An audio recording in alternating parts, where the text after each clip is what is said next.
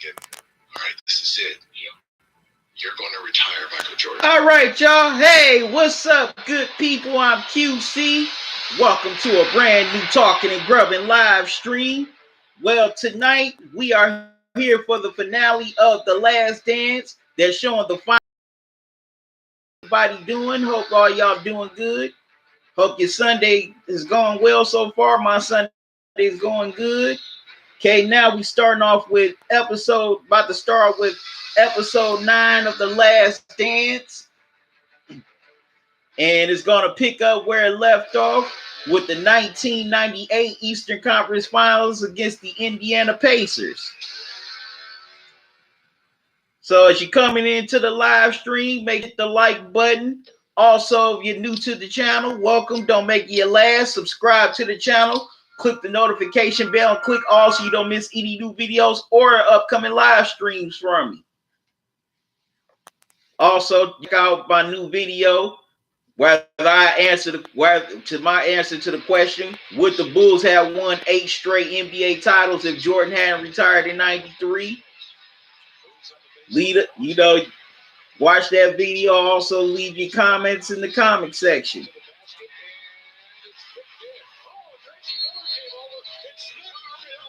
Okay, now we're seeing the infamous fight between Jordan and Reggie Miller back in the day. And I gotta admit, that was a punk move by Jordan to scratch Reggie Miller. That was. He and I had somewhat of a unique relationship. That is a straight punk move. You go scratch another man. Come on. Now, people talk about the NBA was such a physical era back then, and yeah, it was. But you gonna scratch Reggie Miller like a punk? That was a punk move by MJ. That was definitely a punk move.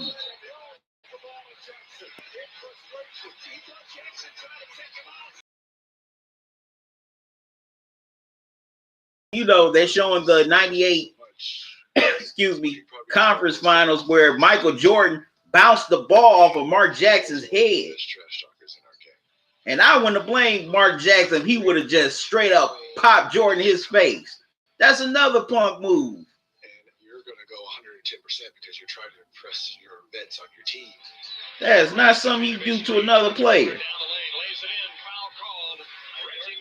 Okay, they're talking to Reggie Miller about he and the battles Michael had during their careers. Like, yeah, you're Michael Jordan, the guy that walks on water, He looks at me.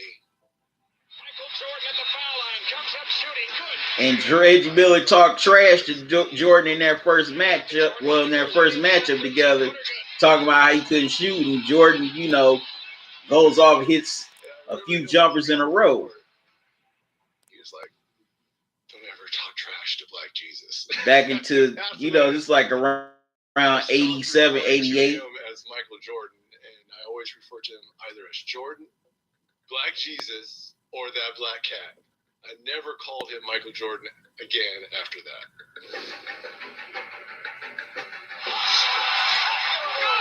Okay, as y'all coming into the comic section, I want to know what's your thoughts here on The Last Dance during this episode or series, or just any thoughts on the Bulls and Michael Jordan. Whatever you want to talk about that's related to this documentary, leave it all here in the chat. Seeing y'all coming into the live stream, make sure you hit the like button. And also, if you want, you can donate to the super chat while I'm on here tonight. I would greatly appreciate it. Any donation would greatly help to help me keep this channel going and growing. Okay, now they're showing game 1 of the 1998 Eastern Conference Finals, and they're interviewing Larry Bird, who was then the head coach of the Pacers, and Jalen Rose, who also played on the Pacers for a long time. Mark Jackson, one of the greatest assist guys the league has seen. And the Pacers, they did have a pretty nice team. Excuse me. Those late 90s Pacers teams were very talented. With Reggie Miller, Mark Jackson, Jalen Rose, Dale Davis. It's the hardest playoff series we had. Right, a big team that gave us the toughest time in the East. You know, Indiana was probably the toughest outside of Detroit. They were tough. Every time I go in that fucking game and come out, I got a new scratch. It became personal with me. Yeah, the Pacers, especially in the 90s, they were in some ways similar. Well, in a lot of ways, they were similar to the New York Knicks. And the Bulls, you know, had to hold on to win game 1 against the Pacers here in the Eastern Conference Finals.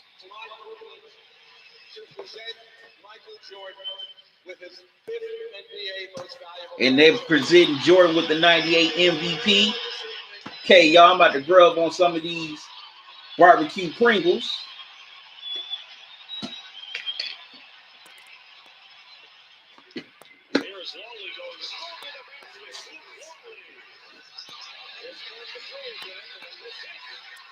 Okay, Luke Longley with the dunk. Steve Kerr with the 3.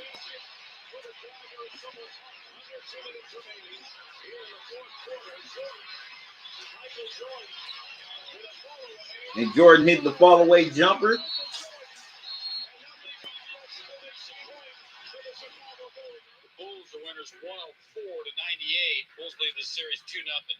And the Bulls had to win another close game to take a 2-0 lead.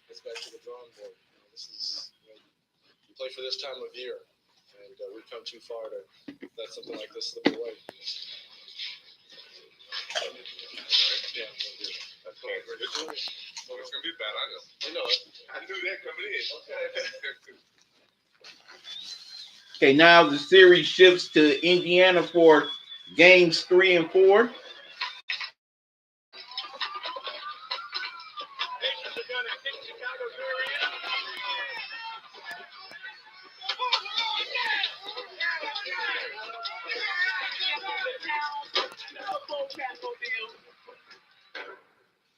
You know what? This is what I love about Indiana Pacers fans. They're very passionate fans. They are very passionate about their team. As a matter of fact, I definitely want to go to, you know, I always wanted to go to their arena for a ball game. As a matter of fact, they're having the NBA All-Star game in Indianapolis next year. I think I'm gonna go to that. Game 3, Reggie was a Drop my top.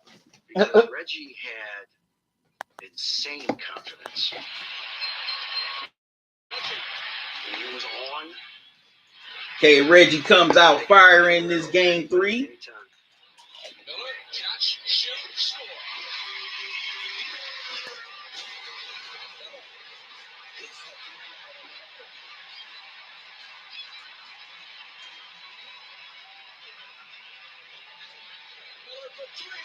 And Jordan was like, how the hell do you stop this dude?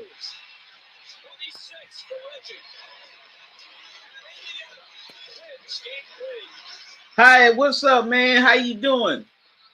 Man, I can't show the documentary because of copyright restrictions. You know, Chicago's never going to go away. As long as the black cat is out there, anything is possible. We'll be fine, I think, too. Hey, who you calling a big goofy ass?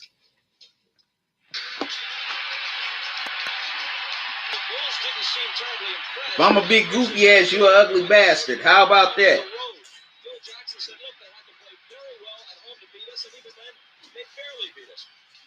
was a hard-fought series, and the most memorable game was Game 4. The tip to Indiana. Reggie out of the corner. Top shot air. Kiffin dishes to Michael. Yep, for those of you who keep on asking that question, I cannot show the documentary because of copyright reasons. ESPN would come after me and definitely my channel would be shut down. It's a one-point game with 6.4 on the clock. 1 point lead in the final seconds of this game 3. Indiana has a timeout. They elect not to use it. With me looking. Gets it in from Miller. Okay, they fouled Scotty. I was so upset that I felt, is this gonna be it? Are they gonna go up 3-1? You know, because you go down 3-1, it's going back to Chicago. It's a death sentence, really. Can't go out like this. Scotty Pippen has had a great game, but he's only 2 of 5 from the foul line. A miss. Wow, Scotty missed. Scotty ended up missing both free throws in this game. Ended up getting it with 2.9 left. This is the game where Reggie Miller hit that buzzer beater. When I was coaching, we always had something a little different at the end of the game. 2 seconds less, 4 seconds less, or whatever. So if it got close, we knew what was running. There are a lot of players that make shots the first 3 quarters of the game. But when you talk about who's going to make a shot late, get a ball to Reggie. I remember when Larry was drawing the play, I was thinking, put all the pressure on the official to make a call. Jordan is on Best. Harper's on Miller. When the play was drawn up, I knew they were going to switch and MJ was going to be on me. So I just went right to his chest. Wow. That was a nice push off by Reggie on Jordan. To create that space, and the rest was history. That was a nice push off. And Reggie Miller sinked the buzzer beater. So the Pacers can tie the series up at 2 games apiece.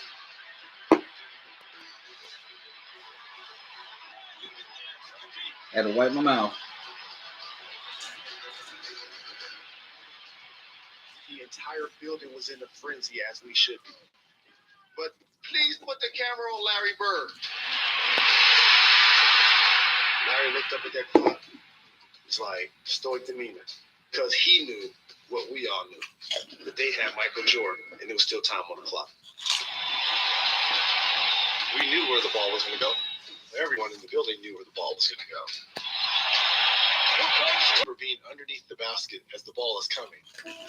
And I'm looking, I'm like, this is going in. He lost the joint, he got it off, he spun out, and it's 2-2 on the lead. Well, no, my mistake. That wasn't a buzzer beater. That was just the game winner. I forgot Jordan did have. I forgot the Bulls did have time. Well, some seconds left, and the ball bounced out as Jordan went for the game winner. You said Saturday's loss was just a bucket. What about this game? You still got to come to Chicago, Utah, Indiana. You still got to come to Chicago. I don't care what happens today. I don't care what happened in other series. You still got to come to Chicago.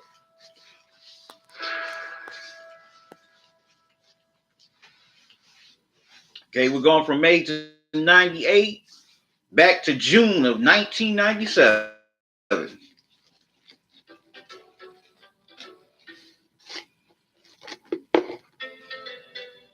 As they're getting ready for the NBA Finals against the Utah Jazz. We had our hands full out west for my entire career. We played great teams, and we were so close so many times, we just couldn't kind of get over the top. And then we win in kind of a last-second fashion. Send the Jazz to the NBA Finals, and I didn't know this. This was their first NBA Finals appearance, the Jazz.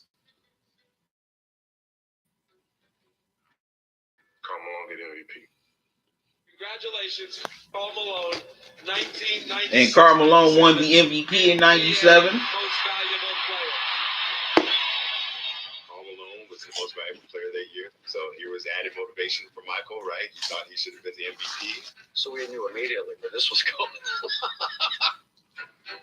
I'm not saying he wasn't deserving of it. All I'm saying is that fueled the fire and said, okay. You know, this documentary has shown how petty Jordan really was and still is. Like, dude, prior to that, you won multiple MVPs, and you're mad because another player gets one? Like, come on. Like, mofo, how many MVPs did you want at that time? Okay, they're showing the NBA Finals here. Game one. Freaking Karl Malone is a bad matchup for us. John Stock is a bad matchup. So that first game in Chicago was close. He's tied at 82. Down to 7 and 5 seconds remaining. They got Brian Russell on Michael Jordan. We had probably 3 guys that were typically assigned to match up with Michael. And game one was tied at 82 apiece. Russell made our team in the first with place. Seconds left. Incredible effort defensively. So he earned the right to take on some of the tougher assignments. And it doesn't get any tougher than Michael. Yeah, Brian Russell. When I was playing baseball, Utah's in town to play the Bulls. They're practicing at the facility. I go over to say hello to John and Carl. And this kid, Brian Russell, comes up to me and says, "Man, why you quit? Why you quit? Man, you knew I could guard your ass. I couldn't. You had to quit." I said, "Carl, you need to talk to this dude, man." But he's just a young rookie. But from that point on, he's been on my list. Brian's a very playful guy, and he said things all the time. I have no doubt Michael had a number of edges that he could have sharpened for whatever reason. Okay, Brian Russell, was playing with Michael, talking smack while he was playing baseball, saying how he could guard him if he was still in the NBA.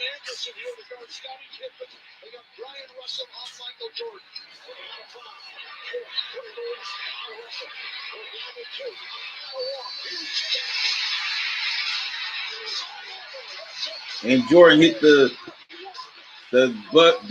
jumper at the buzzer to win game one with Brian Russell on him.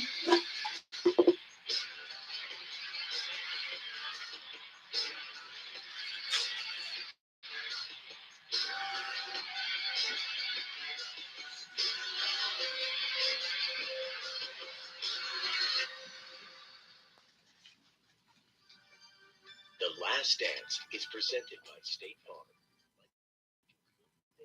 State Farm is peanut butter cups. Monster Dong, what's up, man? How you doing? So yeah, okay. So with Brian Russell guard Michael Jordan, Jordan hits the long jumper at the buzzer to win game one of the '97 finals for the Bulls to take that 1-0 lead. But back to my point. In some ways, this whole documentary series has shown how petty Jordan was then, and in some ways, how petty he still is now. Fellas, whoever, to all the fellas is watching this live stream, pettiness is a female trait. Men are not supposed to be petty. A man ain't supposed to be petty at all.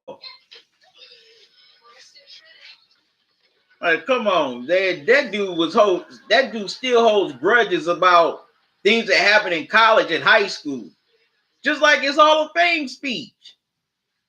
Like, he used that to talk about all the people who dogged him and down. I'm like, dude, shut the hell up, okay? Get over it. You got into the NBA, you won championships, multiple MVPs, you're a Hall of Famer. That's one of my criticisms of Jordan. Don't want me to criticize their hero, their favorite player, their GOAT. But hey, I'm objective.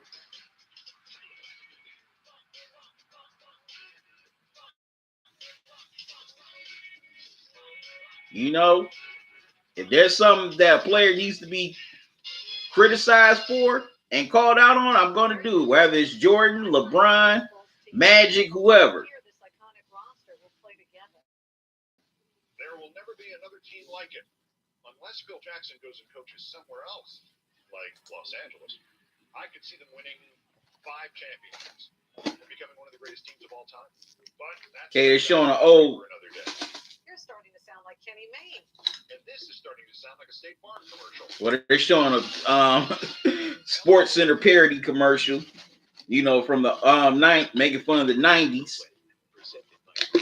Acting like they're having a crystal ball of where Phil Jackson is going to go.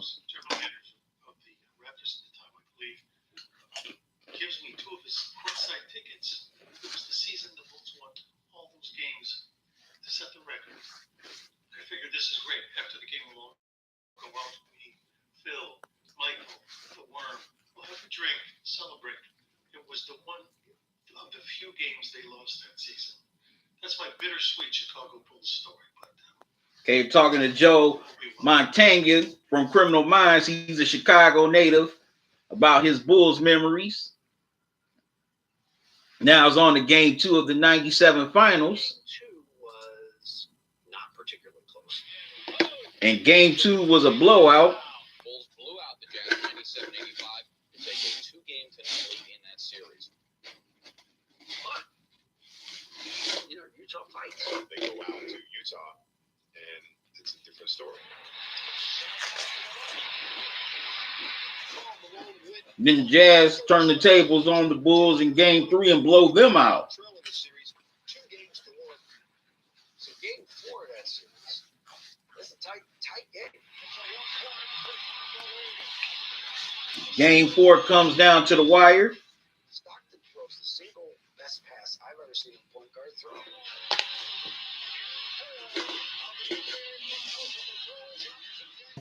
Throws a long alley-oop touchdown pass to Karl Malone for the lay-in.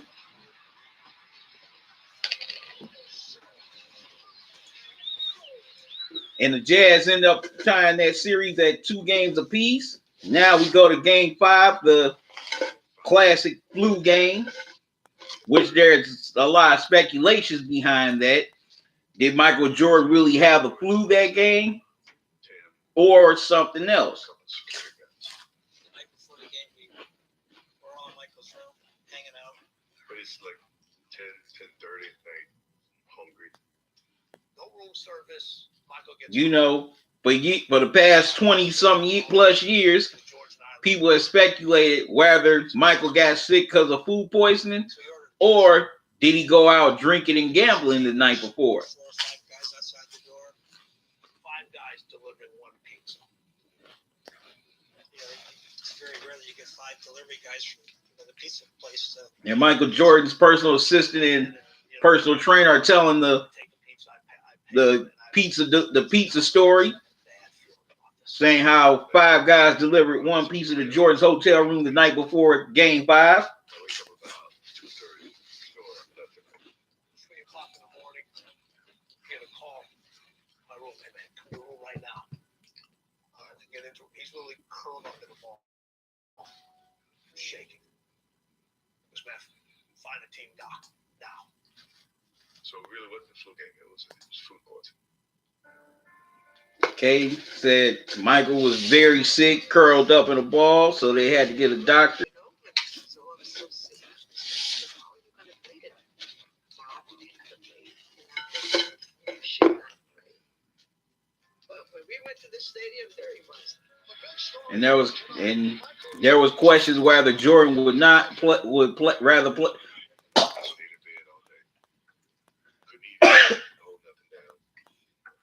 Excuse me. IV hooked up to him, and he was chalky white. Play game 5 or not, but he decided to play. Anything I could do. Decoy. So I'm going out. I'm gonna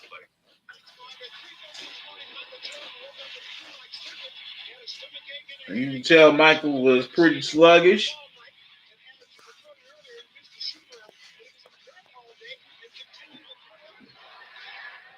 and a little groggy.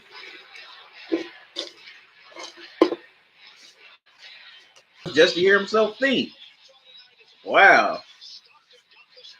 Okay, John Stockton, and the Jazz getting off to a good start in this game 5. Here. He was just like, Well, Nutty Buddy, I mean. You can definitely tell Jordan was it looked like he's just drained on the sidelines, sweating.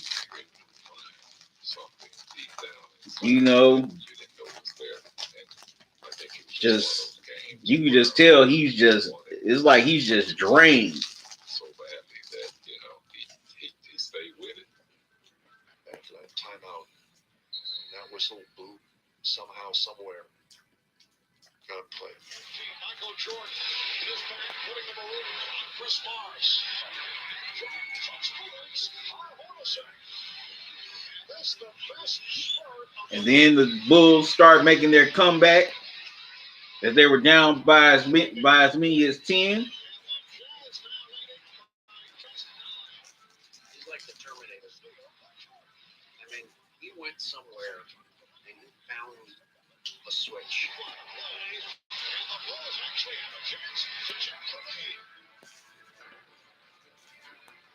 At the end of that game, he started rising up and making shots and carrying that team. And this run was done in the second quarter.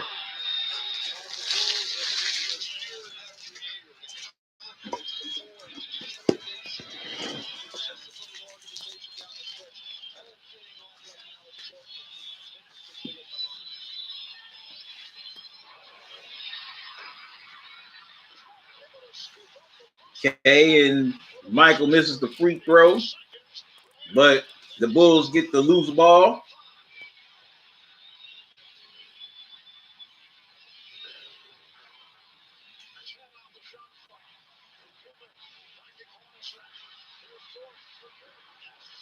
And Jordan hits the go-ahead shot as Jordan ended up scoring those 38 points in Game 5 for the Bulls to take a 3-2 lead heading back to Chicago. And it looks like Michael was just about to pass out after that game. Okay, I'm seeing everybody coming into the live stream. Make sure you hit the like button. Also, what are your thoughts on, the 97 NBA Finals or the Eastern Conference Finals or just the Bulls, period? Or Michael Jordan or Scottie Pippen? Leave it all here in the chat. Coach, how much did you know about Jordan's condition going into the game? What did he look like early, and describe the effort that he put forth with the illness that he had? First of all, I didn't know he's sick. Okay, Jerry Salone, the Utah Jazz head coach at the time, basically saying that in his press conference he had no knowledge of Jordan being sick leading up to the game. The Last Dance is presented by Okay, we're on commercial break. Good Neighbor. State Farm is there. By Facebook. And by Reese's Peanut Butter Cups. We find ourselves Okay, in responding to a challenging text. times, and if you're taking Skyrizine for moderate to severe plaque psoriasis, Now the Jazz, man, that Jazz team was so talented, man. You had Karl Malone, you had John Stockton, Brian Russell, Carr, Tim Legler. He was a pretty good three-point shooter. But man, they just ran up on Michael Jordan. Now, in my opinion, if they would have played the Pacers instead of the Bulls, those two, say in 98 or even 97, I think Utah definitely. I definitely think they would have won a championship if they would have played the Pacers. In my opinion. Do you agree or disagree? Leave your comments here in the chat.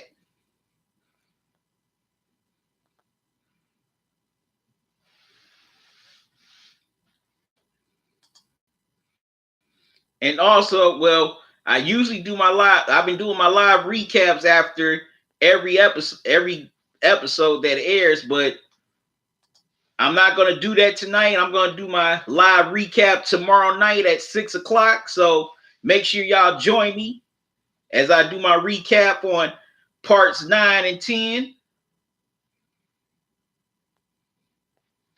And then also I'm going to do the series recap with Jay Moore Reviews. That's coming on at 8 o'clock tomorrow. So be sure to join those live streams.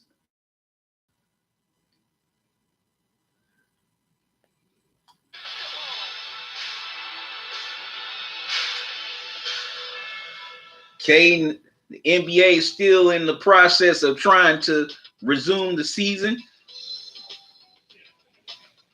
In my opinion, I don't think they should resume the season at all. They should just, count this season as an L and just come back next year. What do y'all think? Do y'all think the NBA should resume this season? Leave it in the chat. Okay, as we're waiting for the episode 9 of The Last Dance to return.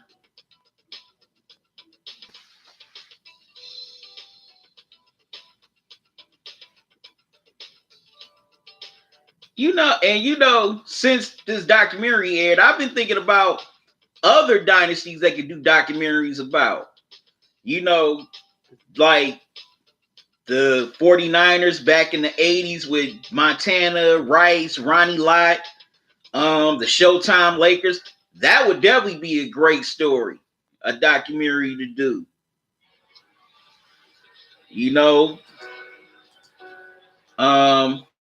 The Patriots.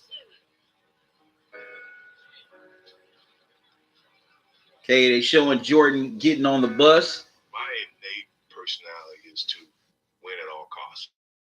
If I have to do it myself, I'm gonna do it. After that but flu game, of getting to the finals, there have been moments that other guys really expanded their games. I think Michael recognized that there were guys who were sort of overachievers, guys who maybe don't have the star power, but came in and did what we could. And now they're talking to Steve Kerr about, playing with Michael Jordan. I was not a high draft pick or highly touted player. Phoenix drafted me, gave me a chance, and kept me around for a year. And my first real break in the NBA was with the Cleveland Cavaliers. Against Kerr. They swing to Kerr. Yep, Steve Kerr started in Phoenix, then he got traded to the Cavs, where he really got his footing in the NBA. When we played the Bulls, and then I'd watch him on TV when we would prepare for it. And he played with the Cavs for about a good 4 or 5 seasons before going to Chicago. That's the spot I need to be. By the time I got there, John was entering the final year of his career, and he kind of took me under his wing. I learned early in my career that I was going to be a role player. What I did well complimented Michael. So I tried to tell Steve about how Michael.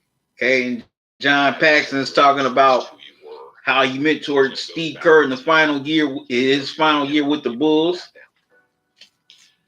I had to fight the scrap and claw for everything I got in the NBA. And that was just enough to make it. Oh, man, you got quality. Michael lived a different life out of necessity. He couldn't live that normal life. It's very difficult to reach him emotionally. We never discussed that. I think it was probably too painful for each of us.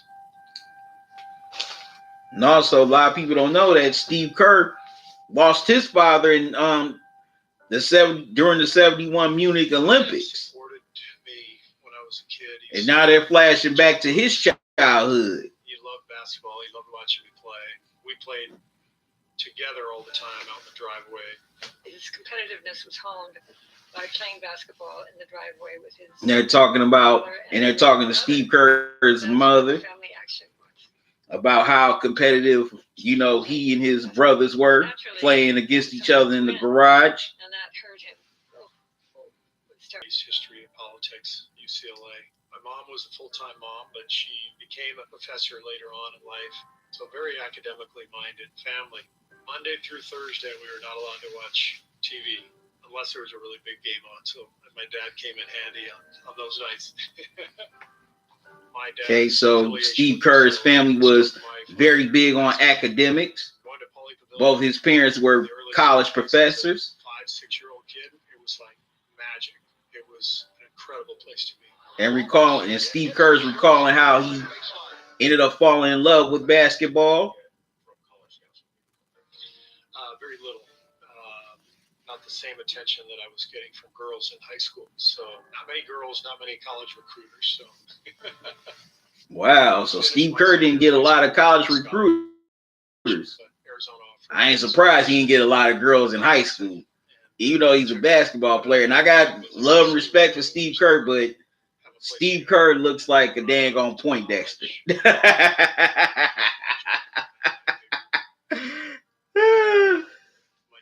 Steve Kerr looks like a straight up nerd, man. Especially back then when he was especially back then when he was in his youth. With the summer of fighting in Beirut, it almost didn't occur. AUB's acting president was kidnapped from the campus 3 months ago and is still missing. AUB's new president believes Dodge is still alive. I was looking forward to working with him as vice president. If I'd gotten here on time on the 1st of July, it might have been me instead of him who was kidnapped. He was a really good scholar of the Middle East. He was trying to produce students that were tolerant, globally minded, humanitarian citizens. So it was a realization of a dream, but it didn't last very long. The International Peacekeeping Force left the Beirut area last year, and life in the Lebanese capital has become increasingly dangerous. No, he didn't get killed in Munich. My mistake. There, but it is especially bad for Americans. Malcolm was visible American. He was representing a government that stood for values that were contrary to that sectarian militia.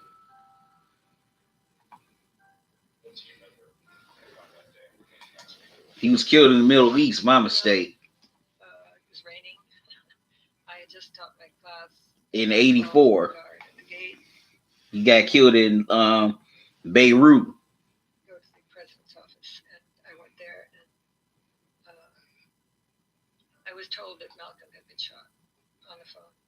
Wow. Maybe just a leg or an arm. The president of the American University in Beirut was shot in the head by 2 gunmen posing as students. Malcolm Kerr. That's messed up about Steve Kerr's pops. Now he got killed in Beirut. How he ended up getting shot and killed in Beirut. Man. Just two men just walked, just came through the door, just ended up shooting him in his head. Man. He just said, Steve, I have terrible news. So. And Steve Kerr is breaking down in tears over, reliving when he got the news that his father had been murdered overseas. Basketball was the one thing that I could do to take my mind off what happened,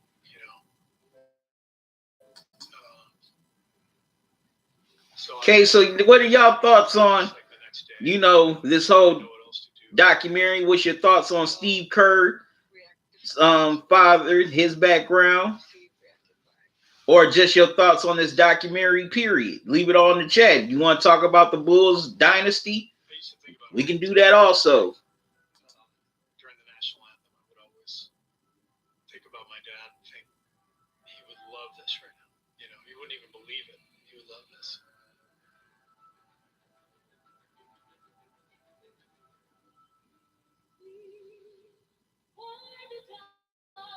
Okay, now going back to June '97 for Game 6 of the NBA Finals.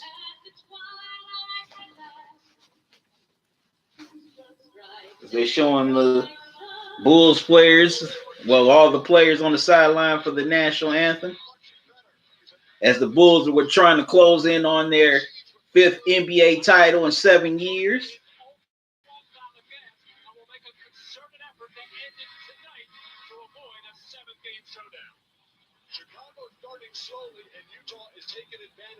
And the Bulls came out very slow to start this game in Utah. And Utah definitely Utah was a very scrappy team. They always fought. They never felt like they were out of a game. In order to beat them, it was going to be an uphill battle.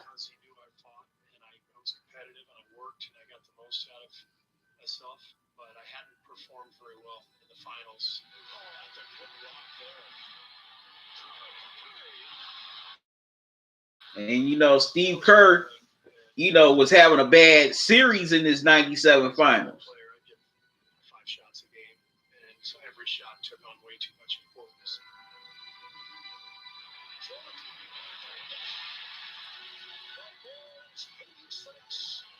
Okay, and then the Bulls made their comeback late in the third quarter.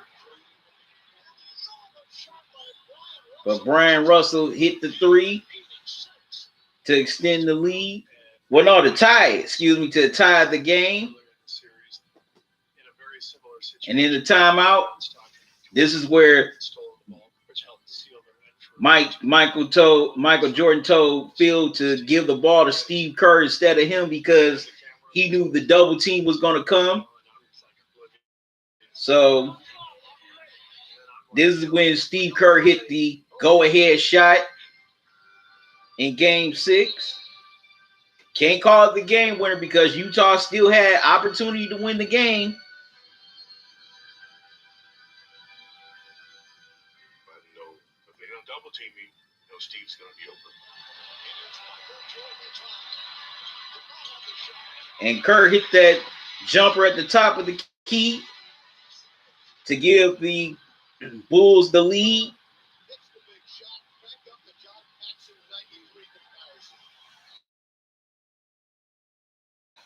And Scottie Pippen still sealed the game and the fifth championship for the Bulls.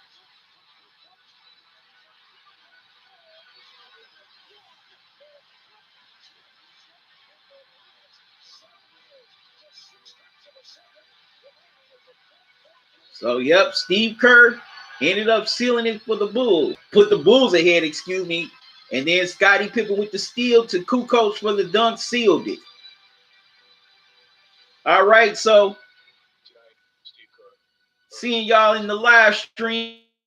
Come on, hit the like button. Also, what are your thoughts on the 96 NBA Finals? Or just the Bulls or Michael Jordan? Leave it all here in the chat. And they're showing the Bulls championship parade in Chicago's Grant Park. People have been asking me about the shot the other night. And there have been some misconceptions about what actually happened. I wanted to clear it up. When we called timeout with 25 seconds to go, we went into the huddle. Phil told Michael, he said, Michael, I want you to take the last shot. And Michael said, Phil, I don't feel real comfortable in these situations. And Steve Kerr is jokingly recalling the conversation in the huddle. So I thought to myself, well, I guess I got to bail Michael out again. Anyway, the shot went in, and that's my story, and I'm sticking to it. That is a funny story.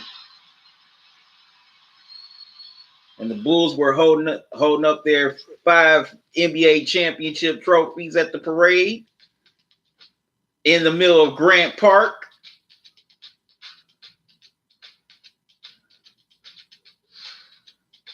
But you know what? Looking at this and looking back on it now, excuse me, We know that our customers are driving less, which means you can just feel that vibe that this was basically the end of the Bulls' run. It was just a matter of when it was going to end.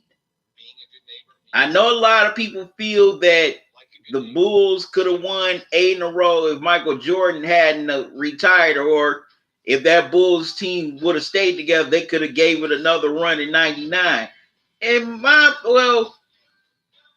Who knows? For some reason, I don't think they could have.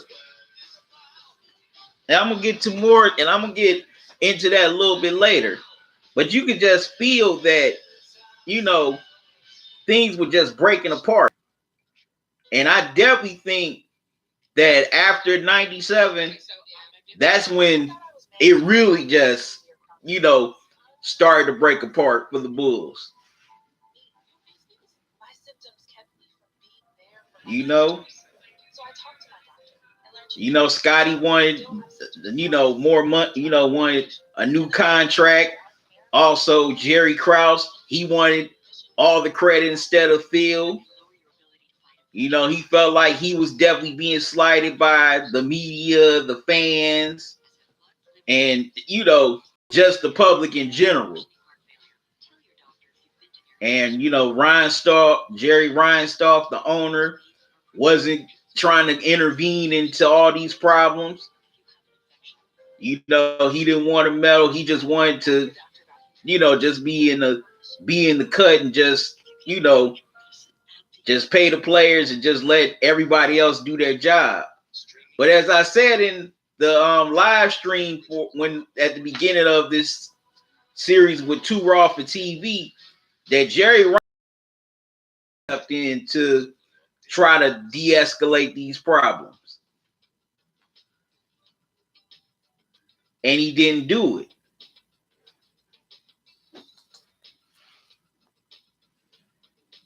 As we're about to come back to The Last Dance, we're about to get to the final episode in about 12 minutes. We're going to get to episode 10.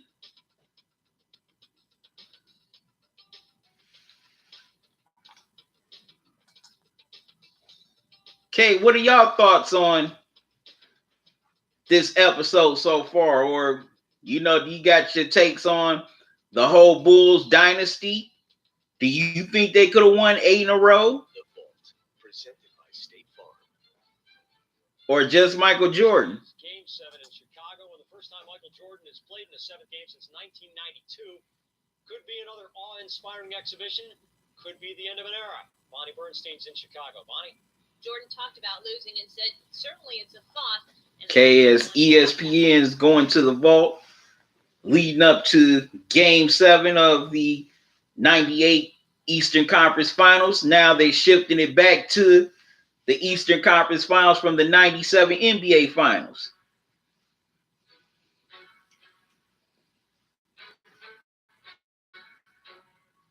As the Bulls are about to go into Game 7 with the Pacers. And somebody put a big old, you know, big old sign on their garage selling, you know, selling tickets to that Game 7. And the Bulls do go down in flames. Life might return to the pre-Jordan days, also known as the Tom Borwinkel era. It's bigger than just being knocked out of the playoffs. It's the end of an era. I told him today that and you know, if the Bulls would have been knocked off by the Pacers, that definitely would have been the end of the Bulls' run. Dynasty was to be ended. It would be ended, you know, by somebody in a suit someplace. It would be more closure, and there would be more justice if it happened on the floor. Mr. Jordan is taking a page from Joe Namath's book. We all remember when he predicted the Jets would win Super Bowl III. we're gonna win Game 7. We will win Game 7. And Jordan called the win for Game 7. They became my entourage. I knew that the maturity that I gathered from them would help me make sound decisions. I need good, sound, open-minded, older guys saying, you know, keep my focus. Michael had a real warm spot with his security guards, and the head of them was Gus. And Jordan is talking about the relationship he had with his security. You know, the 2 guys that were older than him. He and some of his friends worked for the United Center, the security. Gus. And now they're interviewing Gus's wife. That's one of Jordan's was on Jordan's security team.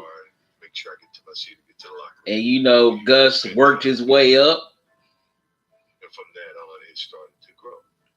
He was a great protector for me. And so Gus ended up getting on Jordan's security team. He went from being the guard for the United Center to being Michael Jordan's security guard, excuse me. was Gus. He's a protector. But and George just reminiscing on how protective Gus was of him. At that time, Michael was hurt about his dad. He still get hurt time with his death. And we would call him crying at 2 o'clock in the morning. Gus would get up and go to him. He would get up and go to see about him. He was there for his whatever he needed. He was there. And you know what? my father got killed. Listening to this, it seemed like Gus became sort of a father figure to Michael after he lost his dad.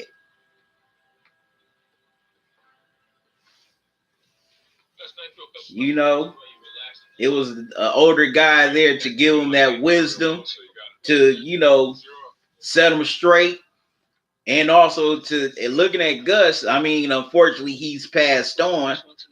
You could just tell by looking at Gus' face that he would G-check Jordan if needed be. Gus was diagnosed with lung cancer. And Michael's there. He was there in the hospital with us. He was there in my home. And now his wife is talking about how, you know, Michael was by Gus's side when he ended up getting lung cancer, how he would visit them in the hospital every time. But he had that Gus Slut smile on it. It was kind of like we got the band back together kind of thing. And, you know, Gus shows up to Game 7 despite being in deteriorating health. He comes to the game to show Michael his support. I wanted to win this game for Gus. And Michael was definitely motivated to win for Gus since he was sick.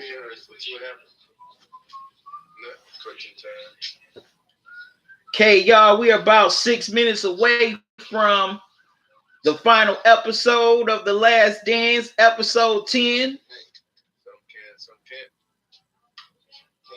The finale. It's all coming to an end. Man, this series went so fast. I can't believe we at the finale. You're not instructed to talk to Scott for real. You scared the shit out of him.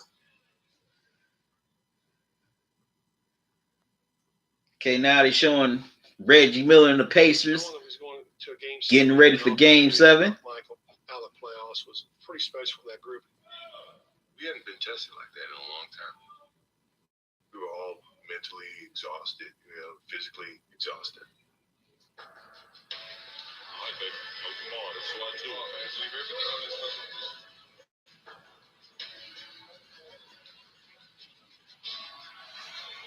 Okay, and the Pacers definitely gave the Bulls all they could handle in this 98 Eastern Conference Finals. You know, they tested the Bulls. They pushed them to the limit. You know, they gave them a battle. They gave them one hell of a run. And the Pacers, you know, they came out strong in Game 7. In Game 7, anything is possible. You rip up game plans because in the game. That's very true what Reggie Miller said. It doesn't matter once you get to Game 7. Anything can happen. And the Pacers were leading by as many as 12 to start Game 7. So the Pacers came out on fire and hungry and determined. But then the Bulls started making their run to get back into the game.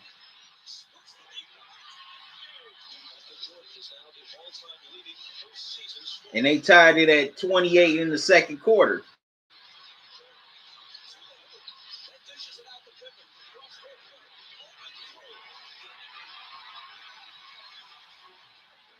Into the game, and I thought we were going to pull away. But they made a great comeback. Now the Bulls thought they were just going to run away with the game, but you know, Indiana, you know, they were a scrappy team. They weren't afraid. They came back fighting. When they called timeout, I just remember just jumping, giving high fives, chest bumping, like, we got this. Hell yeah. You guys, it's switch on this thing. I'm taking. I'm not trying to look at that Mark Jack. Move the ball ahead of the foul. look, 6 minutes left in Game 7. I thought Indy was going to win. Fourth quarter, we're down. Okay, and David Aldridge thought Indiana was going to win Game 7.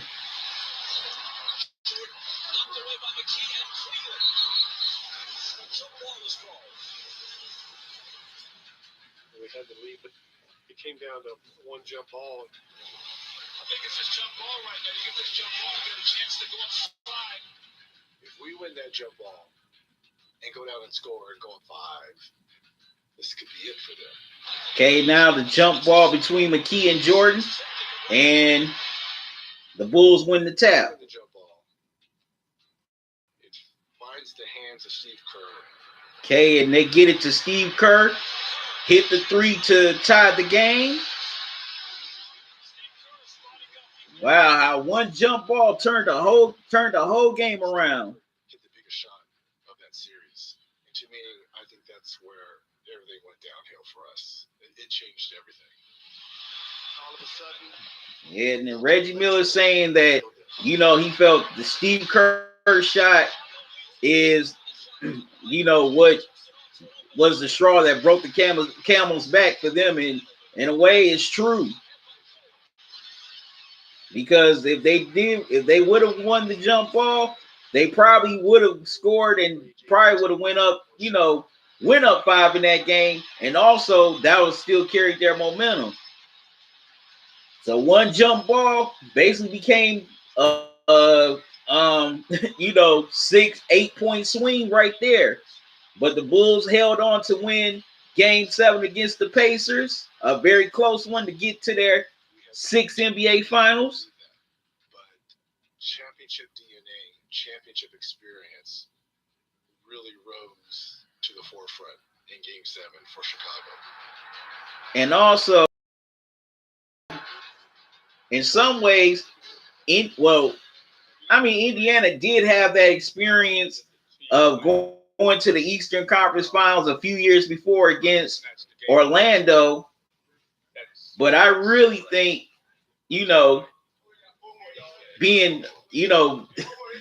in this position with that type of team, their youth definitely showed against the Bulls here in this conference finals, in my opinion. That's huge. All right, y'all. We are about to get to the final episode of The Last Dance. We're going to episode 10.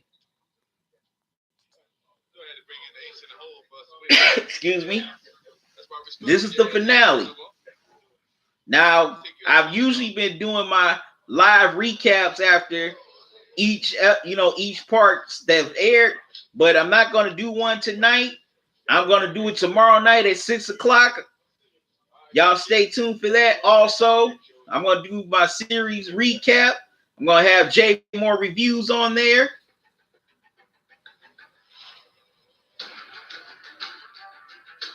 So y'all look out. Okay, we're about to get into episode 10 of The Last Dance, the finale.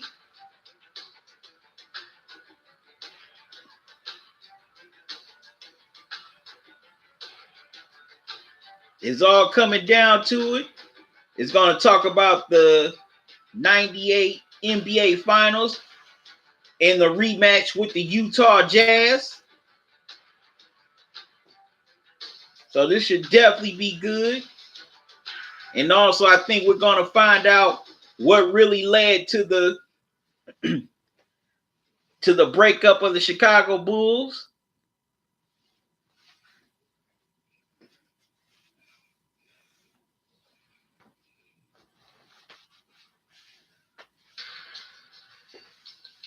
Okay, starting off here in Salt Lake City for Game 1 of the NBA Finals.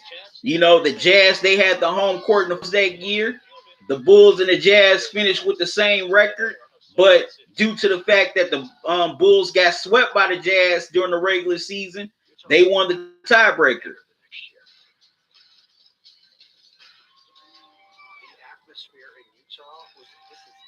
And the Jazz felt pretty confident that they were going to beat the Bulls in this series. We basically had to fly to Salt Lake the next day and then it just seemed like we were kind of running on fumes. And Steve Kerr is talking about how they basically had to go from Chicago to Salt Lake City within almost a 24-hour period.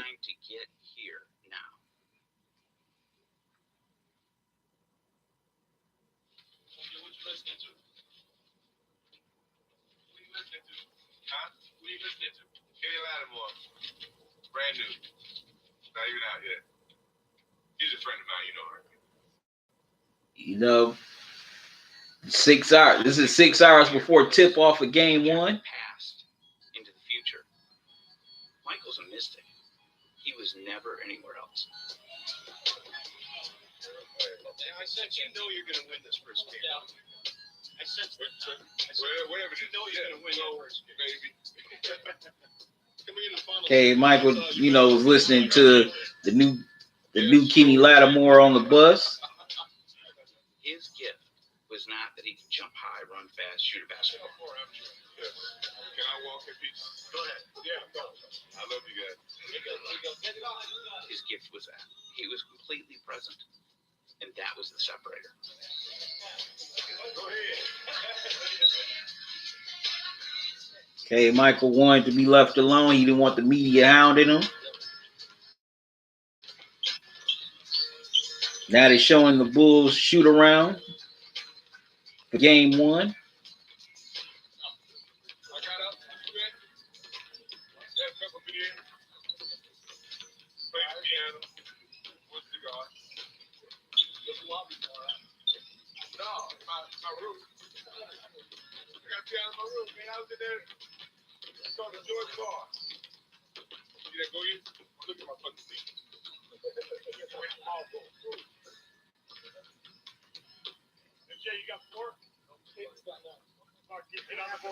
Okay, a lot of banner in the shoot around.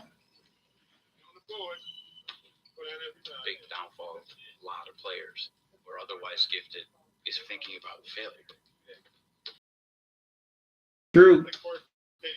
Michael didn't allow what he couldn't control to get inside his head. He would say, why would I think about missing a shot I haven't taken yet?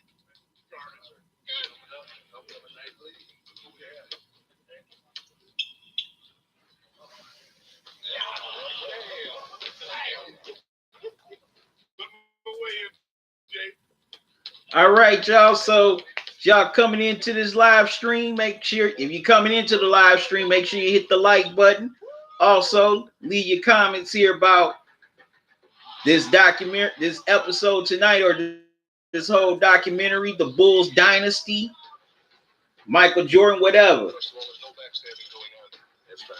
Okay, as we get started on this final episode of The Last Dance, episode 10, we're going into the 98 NBA Finals against the Utah Jazz. This is part 2 of the Bulls-Utah matchup.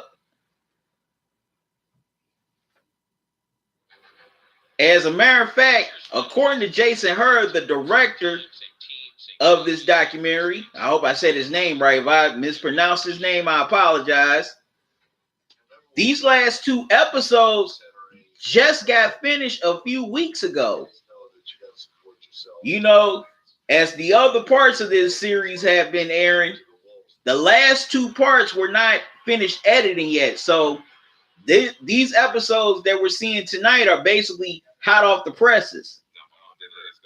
Okay, and they're talking to Michael Jordan's sons, Jeffrey and Marcus, how they wouldn't let, their mom, Juanita, would not let them go to Utah in 98 because they felt it was too hostile. And they're interviewing his daughter, Jasmine. And she went to Utah. Like as a family, and we would just get down there and just talk so much trash. Those games would get crazy.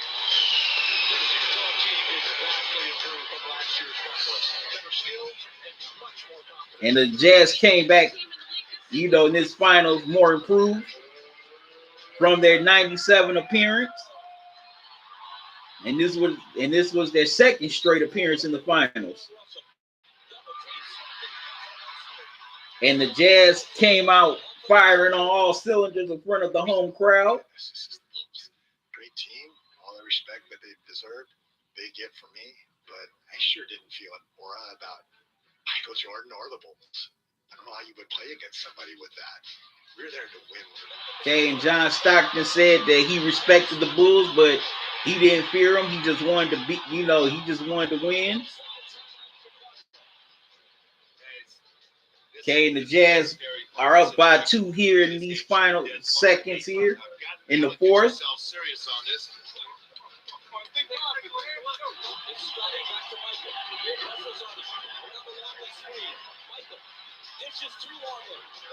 Okay, and Luke Longley scores the layup and ties the game, so goes into OT.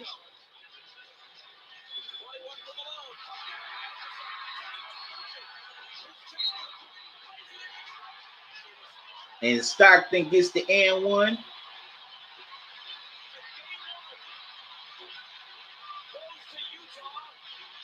to basically clinch the game, and the Jazz win game 1 in OT to take a 1-0 lead. Trying to muster up the energy to finish this off. We were mentally, physically exhausted. We didn't lose focus of what we were trying to achieve. Okay, now game 2.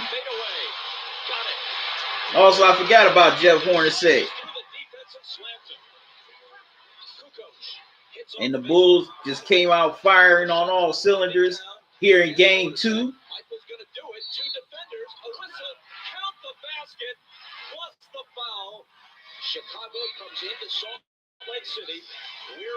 As they tie the series heading to Chicago.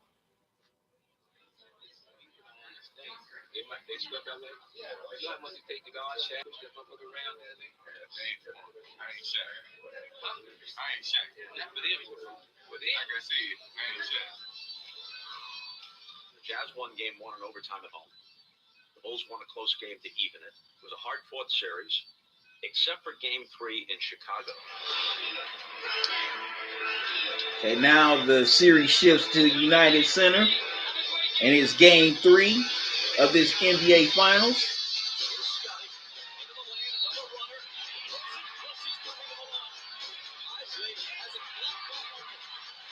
And the Bulls definitely came out on all cylinders in front of their home crowd.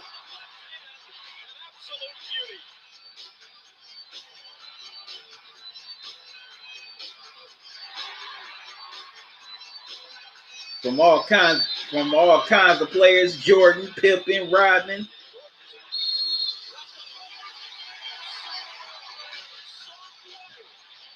That was a hell of an and one by Jordan.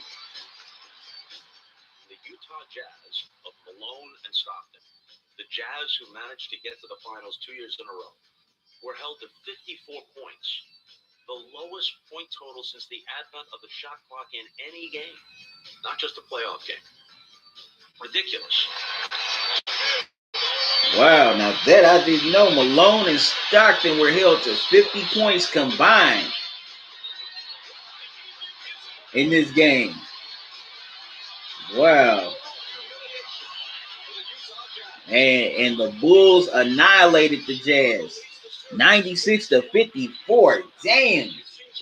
Dang, Utah didn't even score 80 points in that game. Wow. They held a team. My mistake, not Stockton Malone. They held the whole entire Jazz team to 54 points. Whoa. At least nowadays, most teams can at least get to 80 or 90 points. But the Jazz got held to 54? Damn. Missing in game 3, but who the Bulls were missing the day after. Dennis Rodman, once again, was nowhere to be found. K and Rodman, was missing in MIA as he did not show up to practice, and it was an unexcused absence. And Dennis Rodman goes back to his old stomping grounds in Auburn Hills, the former home of the Detroit Pistons. to get into to play to participate in NWO wrestling. Hulk Hogan. Okay, they talking to Carmen Electra.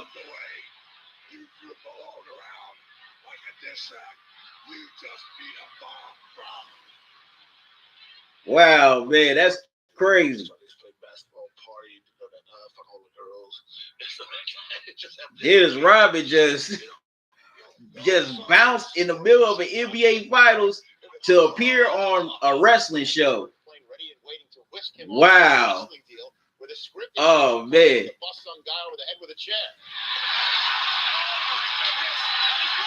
You know, he went to be on WCW. Of course, he'll be fine for this latest offense. Rodman faces punishment by the Bulls for missing practice. Wow. Now that's great. Now that's a trip. You weren't here to start, were you? We beat up Dennis with some boppers. We got to miss out on that shit. He brought fame and disreputation on all of us. We dishonored. Kay and Phil talking to the guys in the huddle the day of Game 4. The bad boy reputation that, frankly, Dennis carefully cultivated overshadowed his contributions as a player. But Phil knew that he was a singular defensive player who contributed mightily. And you know, the Bulls definitely knew the reputation Dennis Rodman carried before coming to the Bulls. I just think that Phil realized that I need to always just go do what I do. You know, like. And Dennis Rodman is recalling his relationship with Phil by saying Phil just realized how he just needed to just allow him to be himself. So here's the problem. You got 300 freaking media out there. Dennis blew up practice and he got fined and he's got nothing to say to nobody. Okay, and Dennis Rodman, of course, got fined for his little stunt by skipping practice to go to the WCW match. And now they're talking to the Bulls assistant media relations guy. And there's a bunch of media, 300 media outside waiting for Dennis Rodman to give his response, but he doesn't want to talk to anybody because he ended up getting fined. Just went on his light, y'all.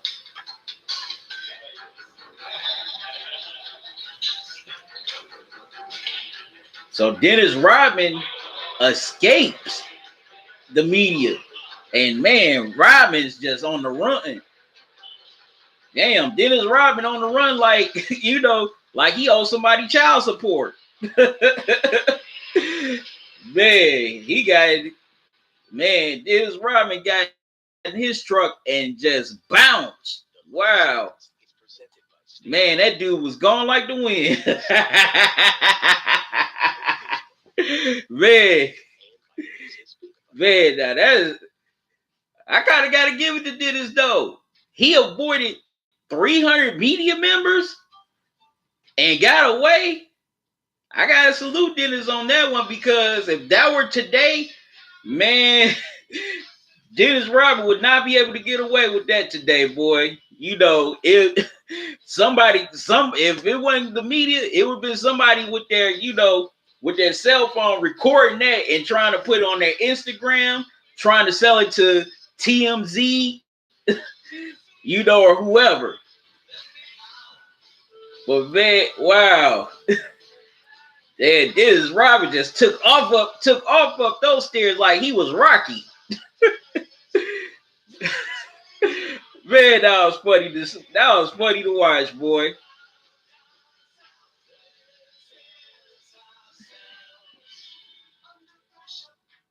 But I mean, come on, who can blame Dennis? If the man didn't want, I think the man should have at least released a statement or something. He ain't had to talk to the media directly, but he could have had one, released a statement through his reps or through the Bulls media relations staff. But I mean, hey, it's his right not to talk to the media if he doesn't want to talk to the media. So what are y'all thought? What are y'all thoughts on Dennis Rodman invading the media? You know, do y'all think he was right or wrong? But man, that was just straight up fun. That was just too funny watching that happen. Oh man, that was so funny.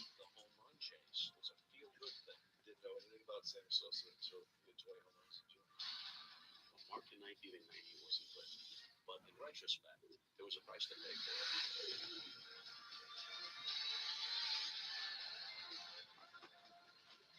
Okay, and they're gonna do the 30 for 30 on the home run chase between Mark McGwire and Sammy Sosa back in '98.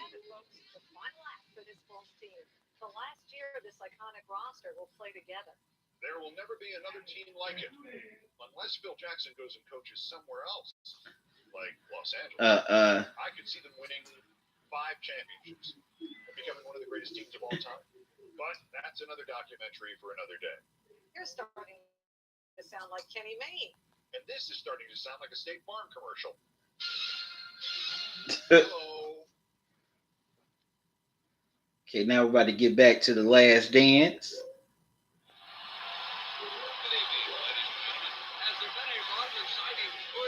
Okay, game 4 of the 98 NBA Finals. As Dennis Rodman, you know, starts becoming a beast here in this game, gobbling up just about every loose ball to keep more possessions alive for the Bulls. But they're doing, but the Jazz have decided to go to a hack of Dennis. But Rodman ends up hitting both, despite the fact that he's a notoriously bad free throw shooter.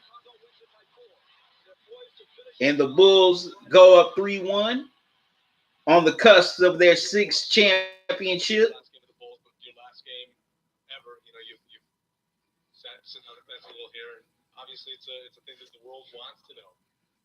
Well, I mean, the world basically have to wait and see what happens. Okay, as y'all coming into the live stream, make sure you hit the like button. If you're new to the channel, welcome. Don't make it your last. Subscribe to the channel. Hit the notification bell. Click all so you don't miss any new videos from me. And, you know, George's getting bombarded with the question once again. Is this his last game as a Chicago Bull or in the NBA?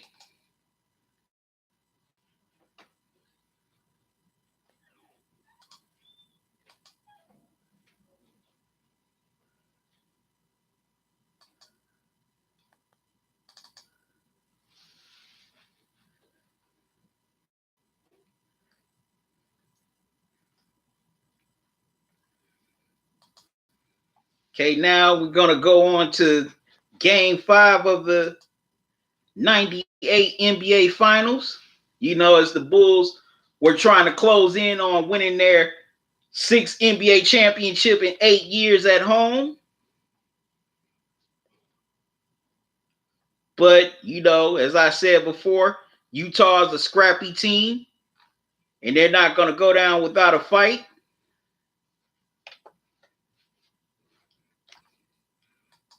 So we're about to see if Utah still has that fight in them to play another day, or will the Bulls celebrate on their home floor once again against the Jazz?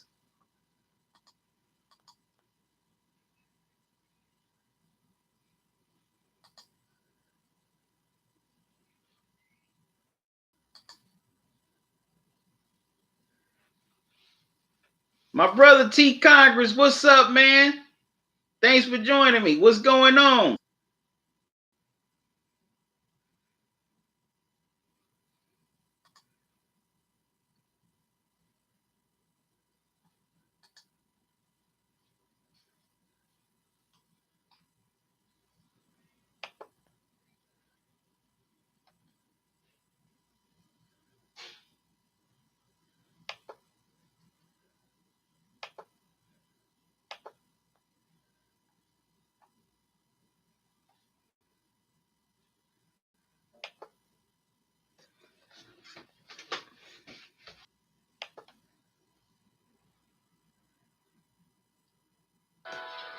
injury news, and it's not good news for Bulls forward Scottie Pippen. After a great defensive effort in Game 3, Okay, and during which he drew numerous charges, Pippen okay, and Scottie Pippen. experiencing stiffness in his back. And Scottie Pippen, you know, back issues are starting to definitely catch up with him, as he took so many charges in Game 3. As a matter of fact, Scottie took a bunch of charges in his career. You know, Scottie definitely started to have back problems the season before. But you know, here in this series against Utah, the back problems really started to catch up.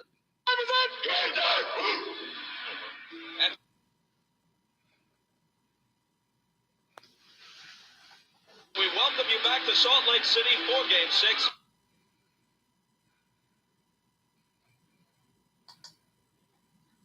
So, you know, Utah definitely fought to play another day, as they ended up stealing Game 5 in Chicago. As you know, Antoine Carr, who hadn't really played that well, hadn't been much of a factor in that series, had the game of his life in Game 5, as he was just balling, and you know, gave the Jazz an opportunity to come back home for Game 6. Yeah, bro, this definitely has been an eye-opening documentary, and it's been interesting also. So, if the Bulls want to bring the hammer down,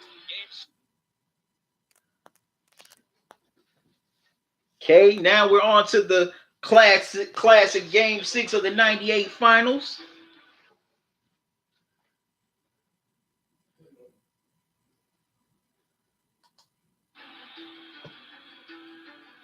Okay, y'all, I'm having connection issues. I apologize. You know, it's this YouTube.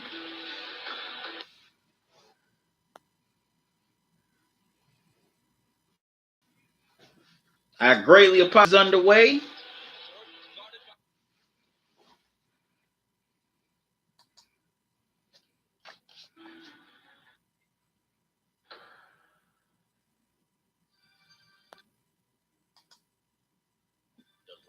And the Bulls, you know,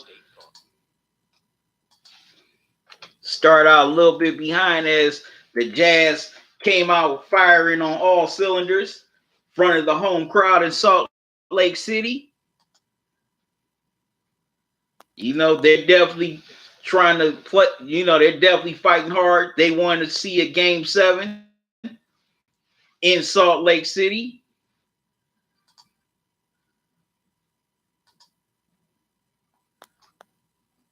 Moderate to severe plaque psoriasis, financial assistance may be available. We're getting down to the nitty-gritty. Skyrizi may increase your risk of infections and lower your ability to fight them. Before treatment, your doctor should check you for infections and tuberculosis. Tell your doctor if you have an infection or symptoms, such as fever, sweats, chills, muscle aches, or coughs, or if you plan to or recently received a vaccine. If you can't afford your medicine, AbbVie may be able to help.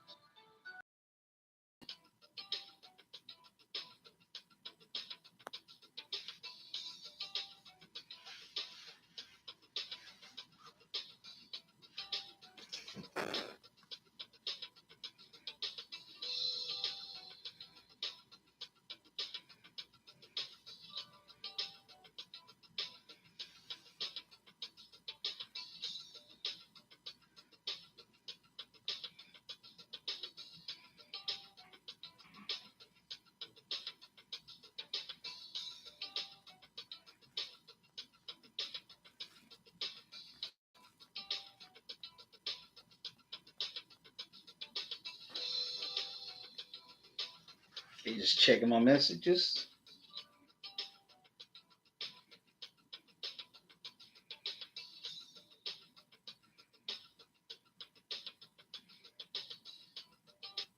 Trivia, brought to you by Facebook.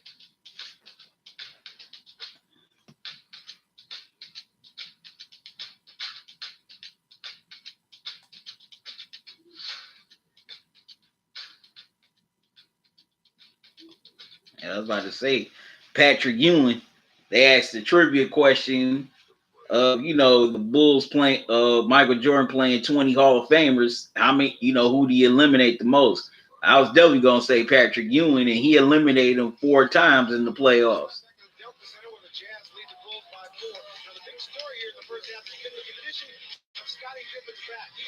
Okay, one of the big stories here in Game 6 is, Scotty's back issues, as he's still dealing with that stiffness in his back, and the Jazz are continuing, their run, as they're frustrating the Bulls. Wow. And Karl Malone and Dennis Rodman are just bumping and banging all over the floor. Man, now that looked like a WCW fight for real.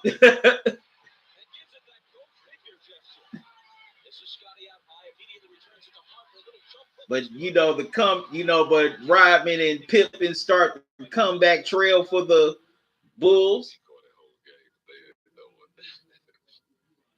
Michael said, just stay out here and do what you can do.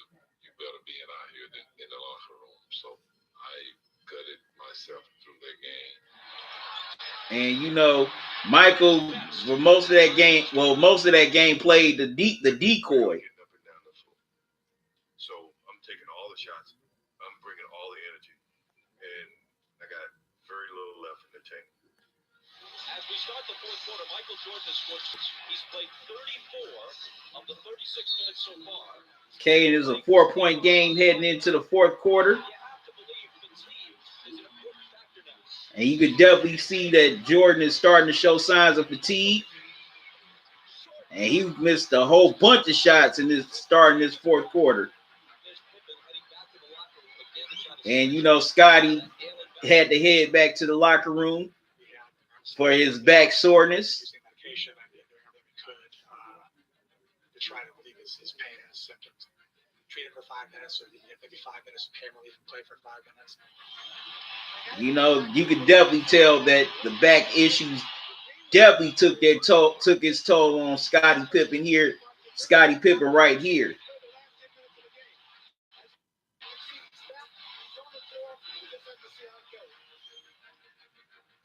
Anybody would have a notion Scottie Pippen was patently absurd. He's as tough a player. And even though Scotty had his back issues, Scotty was definitely was doing his thing here in Game 6. He was going to just throw it out there and finish it no matter what. Alone, the defenders on him and they take it away. It's Pippen blitzing as he comes up with those ball. Scotty just hobbling around. Okay, and Scottie Pippen,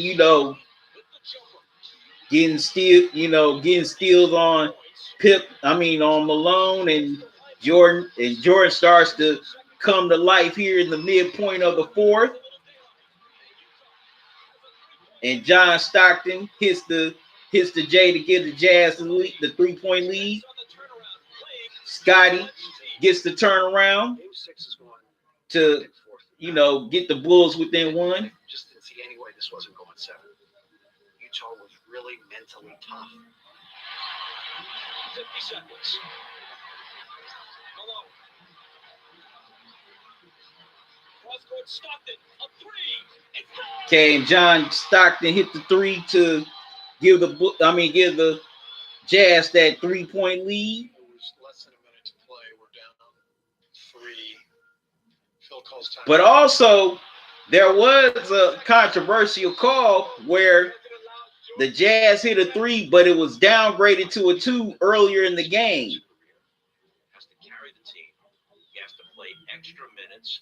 Okay, as the Bulls are in a timeout and Phil's coming up with a play for Jordan. Is one of the greatest sequences you'll ever see in any sport. Bulls would like to get 2-for-1 possession here. Try to get a quick score against the free throw line to give them 2 opportunities to watch. Okay, Pippen gets it to Jordan. And Jordan gets to the hole to put them within 1. lays it in. Now we need to stop. When they made a layup and he went back down, I knew they were running that play through Karl Malone. They ran that play a couple times prior. And Dennis and Malone was been fighting all game. And Karl just totally forgot that I was on the weak side. Okay, Malone, was in the post. And Jordan came from the weak side to steal it. As Rodman and Jordan converged on Malone to get that steal. And now we're about to see the iconic shot, go ahead shot by Jordan to give the Bulls the 1-point lead.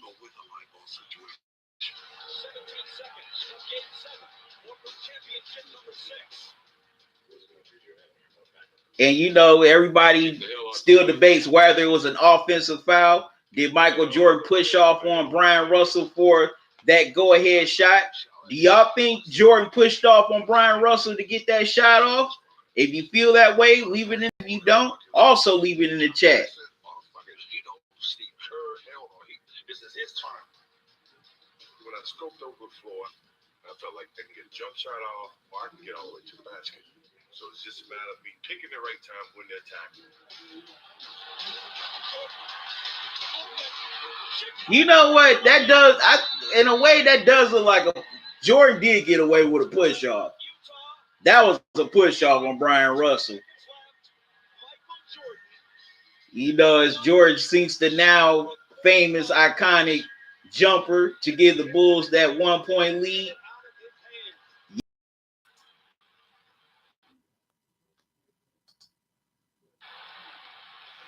I know you Bulls fans or Jordan fans are gonna be mad, but hey, that is a push off.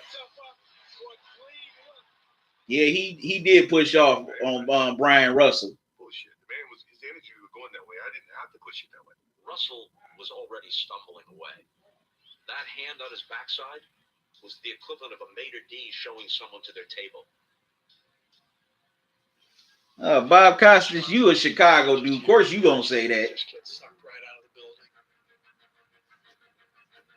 That may have been the last shot Michael Jordan will ever take in the NBA.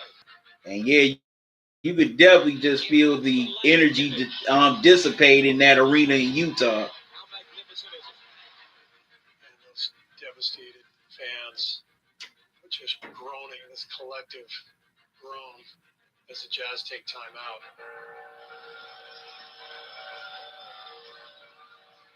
Yeah, you definitely see it on the Jazz faces that they were just deflated by that shot.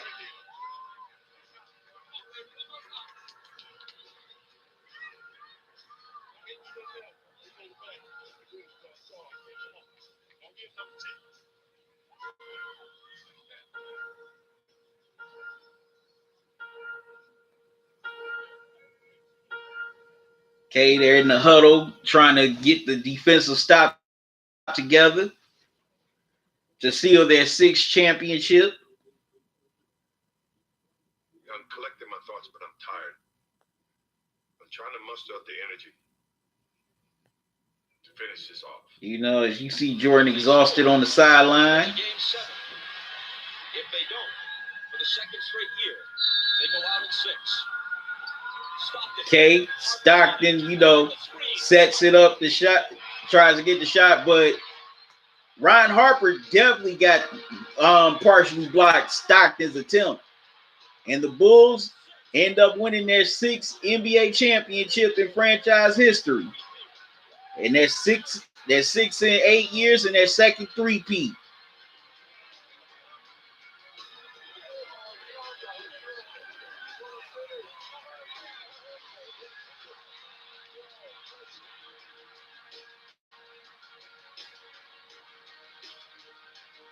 So despite everything, the Bulls persevered for their 6th NBA championship. As the Bulls get their 6th NBA championship trophy.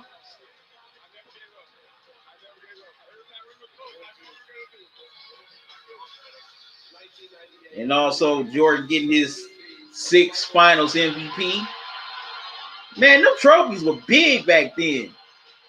Those Finals MVP trophies. I'm glad they modified those trophies. Those were some big trophies back then.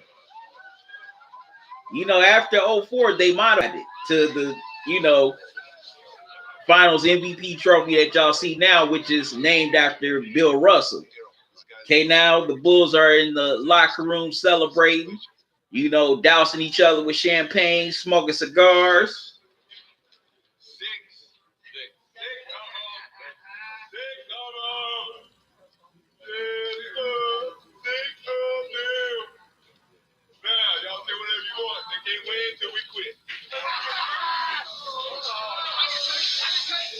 Man, that shit, man. I see why a lot of players now wear goggles when they're, doing those celebrations, because that champagne definitely gotta burn their eyes. And no, and that stings like hell. Ain't no way in the world I can let anybody spray champagne in my face and burn my eyes. I'm putting some goggles on. Okay, Leonardo DiCaprio's in the locker room. Congratulating Mike.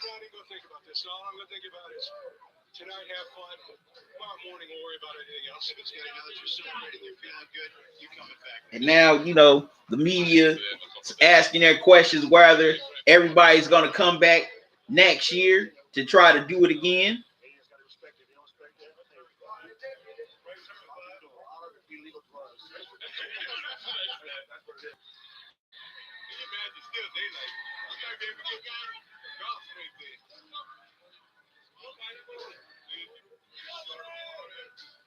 Okay, now everybody, all the Bulls are on the bus.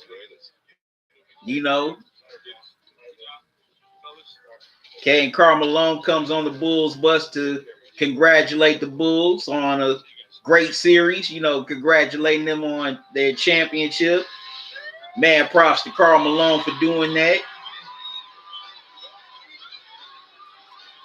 And also, a lot of people are chasing the Bulls team bus as they want to get their champions. Well, a lot of them are Jordan fans.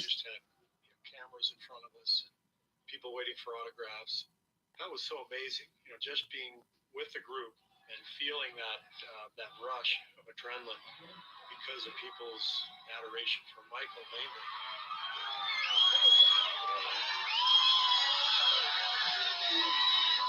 Okay, showing the Bulls heading back to the hotel, and there's a gang of people wanting to see Michael.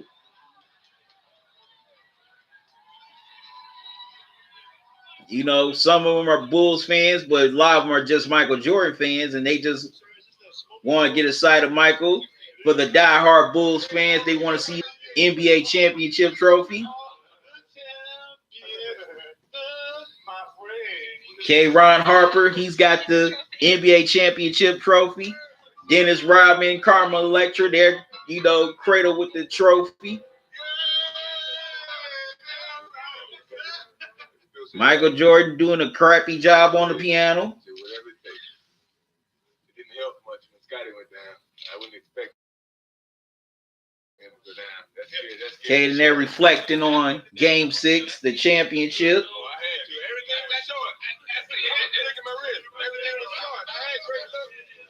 Tell Just Psycho, what's up, man? How you doing? Said, yep, they trophies look huge. Even on the pictures, Jordan had the cigar. I finally thought he might have dropped it. Yeah, those trophies definitely look a lot more bigger back in the day than what they do now. It seems like ever since then, it's kind of been modified. The NBA championship trophy's been modified.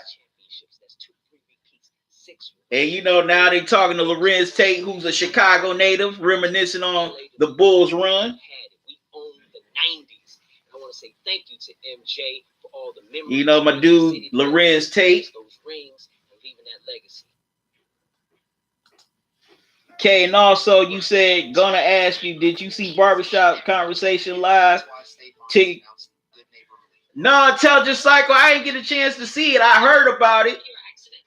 I heard about, I saw Ticket TV's video yesterday about him, where he talked about it, but I didn't see the actual live stream, because man, I didn't want to see Jason Whitlock, because every time I think about all the stuff he tweeted and said, I get PO'd, so I just avoided it. But you know what? I'm gonna go back and look at the interview with Jason Whitlock just so I can see Ticket. And man, that is dirty how Fred from Barbershop Conversations did Ticket. He could at least let Ticket get in to express how he felt. That was wrong. That was definitely wrong for Fred to just shut Ticket out like that. And Jason Whitlock is one of those people. He wants to talk all his crap, but then once somebody confronts him about it, he wants to run. If you're a real man, you don't run from it, you own it.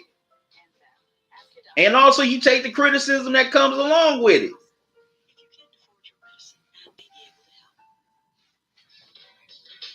Yeah, Jason Whitlock definitely don't want no smoke. Because he knows a lot of people a lot of people have been on his ass for a long time for all the things he said. Whether it's about, the black community or black issues or whatever. Because he was definitely wrong to say LeBron was using Ahmaud Arbery's, murder to get press for himself. And also a lot of people who left those comments, on Twitter or channels like, Too Raw for TV and all that, they were wrong for saying that. Well, he only doing that for his brand. He only doing that for his brand. He don't care about black people. Look at all the money he got. He owned by Nike. I'm like, that's pretty asinine. Like, just because somebody has a certain status or celebrity, they can't address their concerns on issues. That's dumb. That's very stupid. Now, I'm not asking them to be the representatives of the community, but hey, they got a right to speak on things like anybody else. And the same ones who, say shit on LeBron for speaking out about Ahmaud Arbery, don't say a doggone thing about Tom Brady having to make America great hat in the locker room. But I done went off on a little rant, little tangent here. I had to get that off my chest. But yeah, Jason Whitlock didn't want that smoke intelligence cycle. He didn't.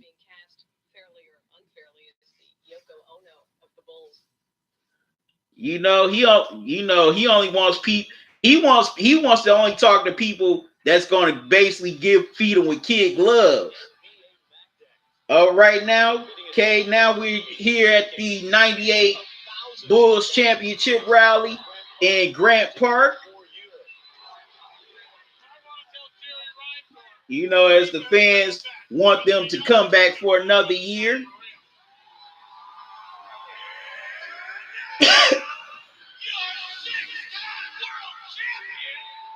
Okay, and they're showing off all the 6 championships within the last 8 years.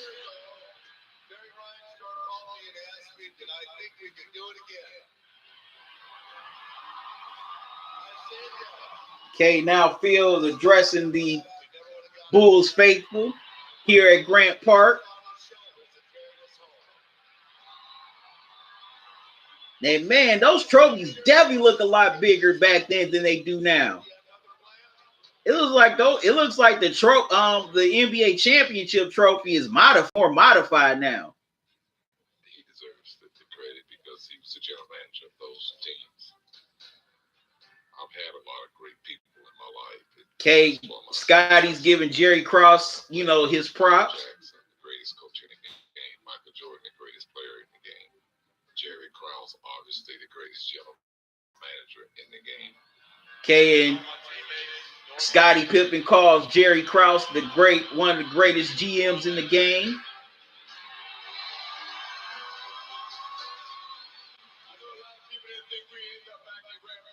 Gary Jones, this is a live stream, dude.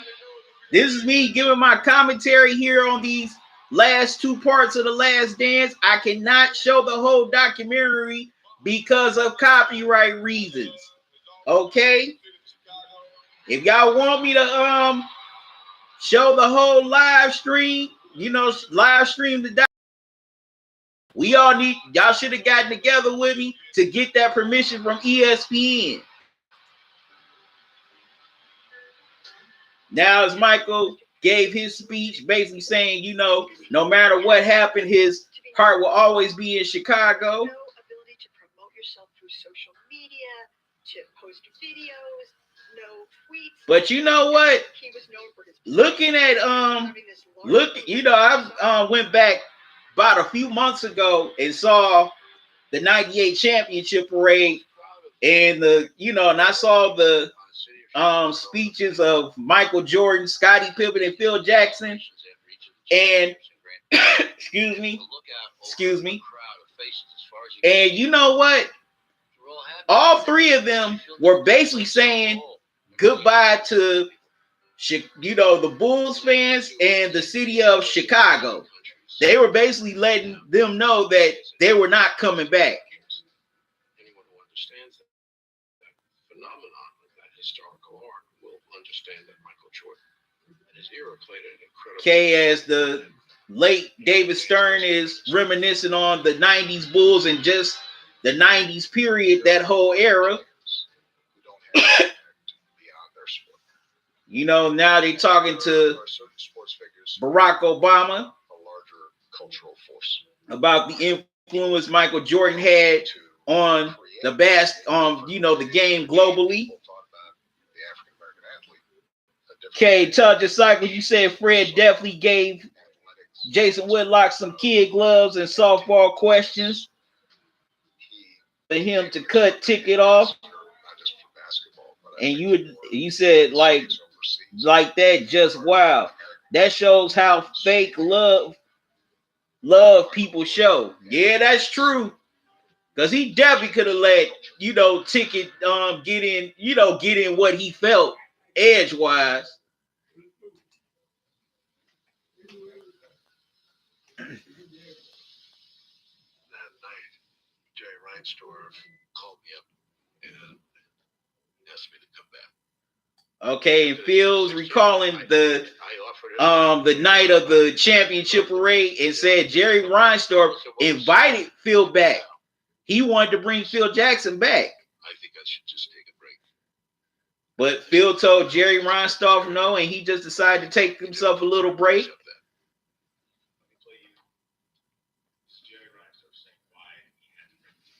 Reinsdorf? I can't wait to hear this. I've never understood. We've never had any dialogue about.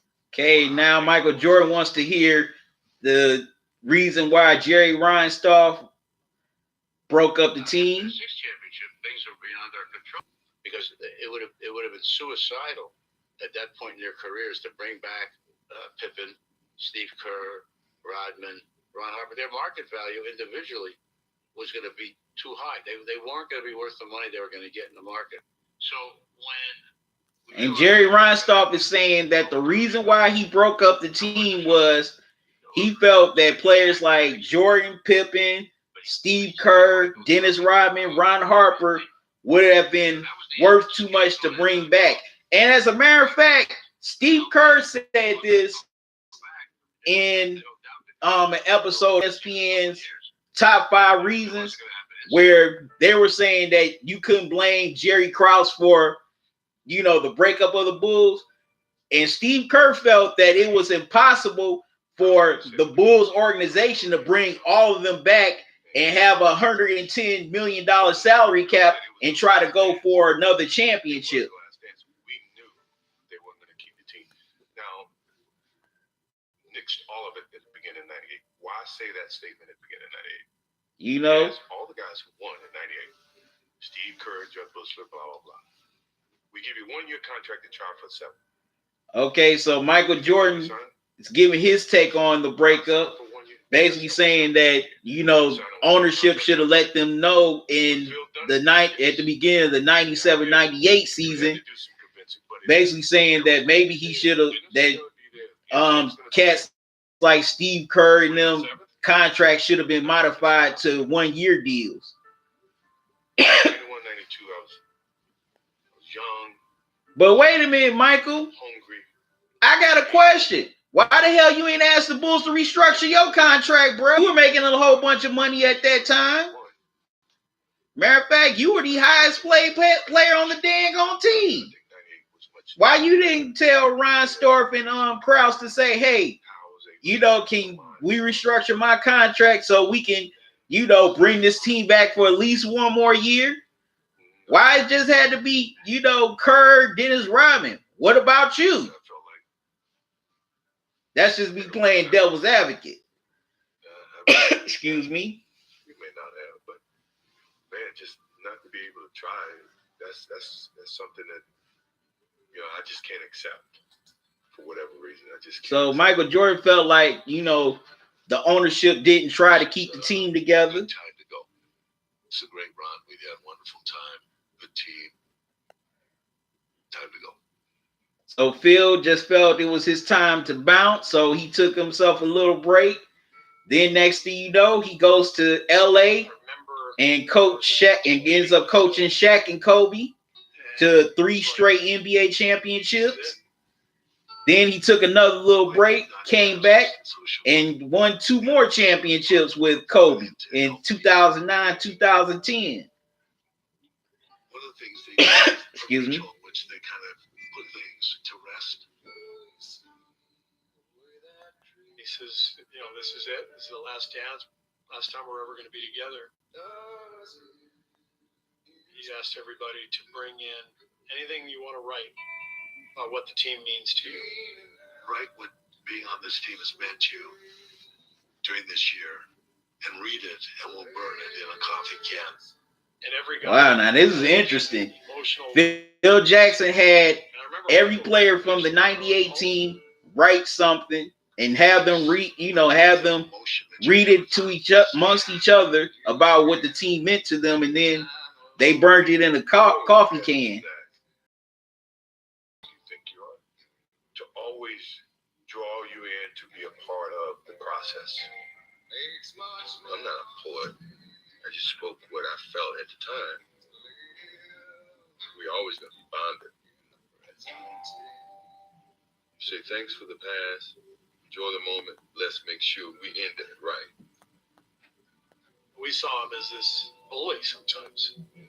But that day he showed his compassion, his empathy for all of us. Okay, and they're talking, and Steve Kerr's talking about how Michael Jordan was compassionate that day, even though a lot of them viewed him as the time they played with him. And, you know, Michael Jordan says, you know, that they will always be bonded by the run that they had, and let's just end it right. Moving to North Carolina and never been in Chicago, where that became my home and became a part of my history.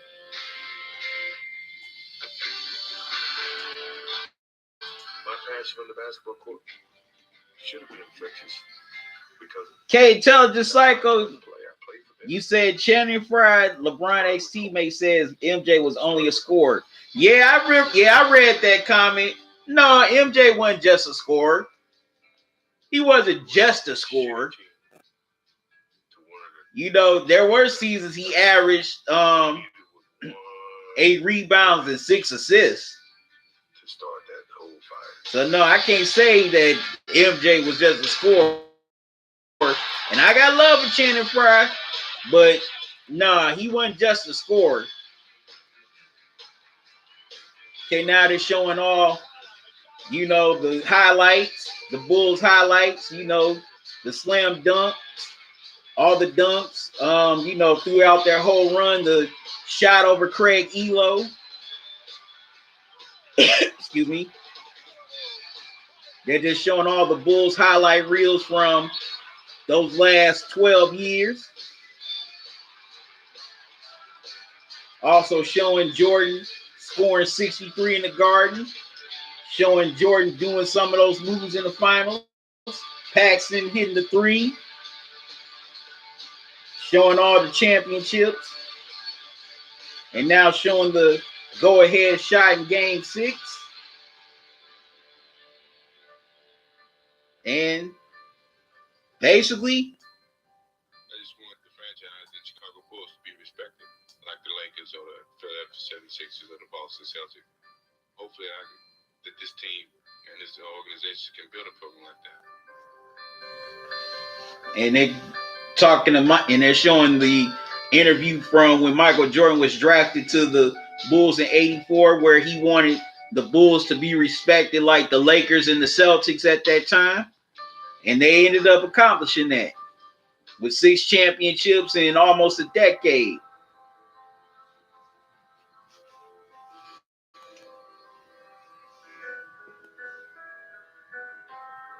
Okay, Phil Jackson was replaced. Michael went to retirement. Scottie was traded. Dennis Rodman was released. Steve Kerr got traded to the Spurs. Pippen got traded to, Houston, and the Bulls began to rebuild. And the Bulls have not done anything close to that ever, since the 90s. Yeah, the Bulls had a few runs with Derrick Rose and Joe ever again. So that's the last dance, y'all. Okay, I'm gonna be on here for a little bit longer. So, whatever y'all want to get out about this documentary series or just MJ period, the whole Bulls dynasty run, leave it all here in the chat.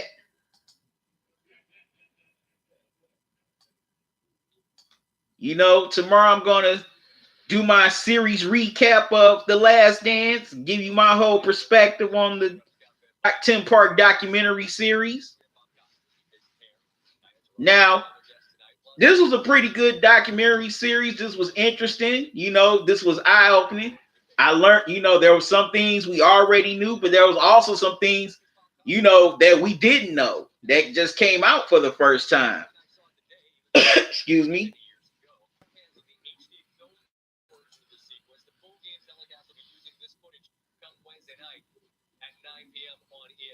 The specifics of the situation, it's a 3-point lead for the Jazz. Bulls that year, as good as they were, 1-20 that season when they trailed by 3 inside 40 seconds. But man, it's been fun doing these live streams, especially the recaps. I'm gonna do my recaps for tonight's episodes tomorrow night at 6 o'clock. Y'all make sure y'all join me for that. But that whole 98 season, that whole 97, 98 season was just very turbulent for the Bulls, as Jerry Krause announced Phil Jackson wasn't coming back. Michael basically said that he was going to retire, and Scottie Pippen wanted a new deal, a better deal at that, which he definitely deserved. After all things he had done for the Bulls organization, he definitely deserved a better deal than what the Bulls organization was trying to stick him with. I'll give more into that in the recap, series recap tomorrow night. Excuse me. But also, we also had some funny stories with Dennis Rodman's, escapades. I'm still rolling off of him, just leaving in the middle of practice for NBA Finals game to go participate in a wrestling match. But man, it's been an interesting series. It's been a fun series for all the 90s kids like myself, to look back, to get some nostalgia. But also, you know, this documentary exposed some things. It exposed some things about Jordan. It exposed some things about Krause. Excuse me. It also exposed how, you know, how the Bulls did business, far as paying their players or not paying their players. You know, but as I just said a little bit earlier, you could just tell that in Michael Jordan's speech, Scottie Pippen's speech, and Phil Jackson's speech at that 98 championship rally, you could just tell that all three of them were saying goodbye to Bulls fans and the city of Chicago. You know, Chicago Bulls fans, that they're not coming back. This whole run is over. You know, hey, it's been a fun 8 years, but hey, it's got to all come to an end. Excuse me, like all good things do. Now, you know, everybody feels that, you know, if the Bulls would have just stayed together throughout the whole 90s, they would have won all these championships. Nothing's guaranteed. Let me tell y'all something. Nothing's guaranteed, no matter how great you are, no matter how talented you are. You know, fatigue can set in. Also, sometimes you might meet an opponent that just has your number. So who knows if the Bulls would have won 8 straight, like a lot of people just assume, if Michael Jordan wouldn't have retired. You know what I'm saying? You know, as talented as a team the Bulls were. Who's to say that they were guaranteed to go on that type of run of 8 straight? Nobody knows. You know, I think that the Bulls, you know, had to be, you know, broken up. Well, Michael being out of basketball for a minute, that was supposed to happen. You know, sometimes things got to happen for, you know, the greater good. You know, Michael had to step away just for somebody like Hakeem and the Rockets to win those 2 straight titles, which I think, unfortunately, is sad that, you know, their titles get disrespected and crapped on because, well, Michael Jordan retired. That's why they won. It's like, okay, somebody else had to win. Okay, Jordan was not playing. You know? And plus, that first 3P team, they were starting to get older, like cats like John Paxson. He was starting to get older. Also, Bill Cartwright was starting to get older. He was in the twilight of his career. So that team had to be dismantled. Okay, tell Jasago, you said I heard on Dennis and his escapades for a wrestling match. It exposed that MJ, Pippen whined on how bad the bad boy, how the bad boy Piston showed sportsmanship. And you also said teams cannot stay forever. Eventually you're gonna further your basketball resume. Right. No team stays together forever. I don't care how great you are, how dominant you are. I mean, look at the Showtime Lakers. You know, they had their run throughout the 80s. You know, they had their run, but it had to end. You know, Kareem retired. I mean, yeah, they would make it back to the finals in 91, but Magic was starting to be, you know, late in the prime of his career. Also, Byron Scott and Worthy was starting to become more injury prone. Look at the Celtics with Bird, McHale, and Parrish in the 80s. They had their run, but they got older. So yeah, no team, you know, stays around for, you know, can't stay forever. Look at the Spurs. And look at, you know, with the run they had. You know, Tim Duncan, Ginobili, Tony Parker, all of them are retired. no team stays around forever. I don't care how great you are, how dominant you are. You know, fatigue sets in, father time sets in. Sometimes sometimes opponents can end up getting, your number.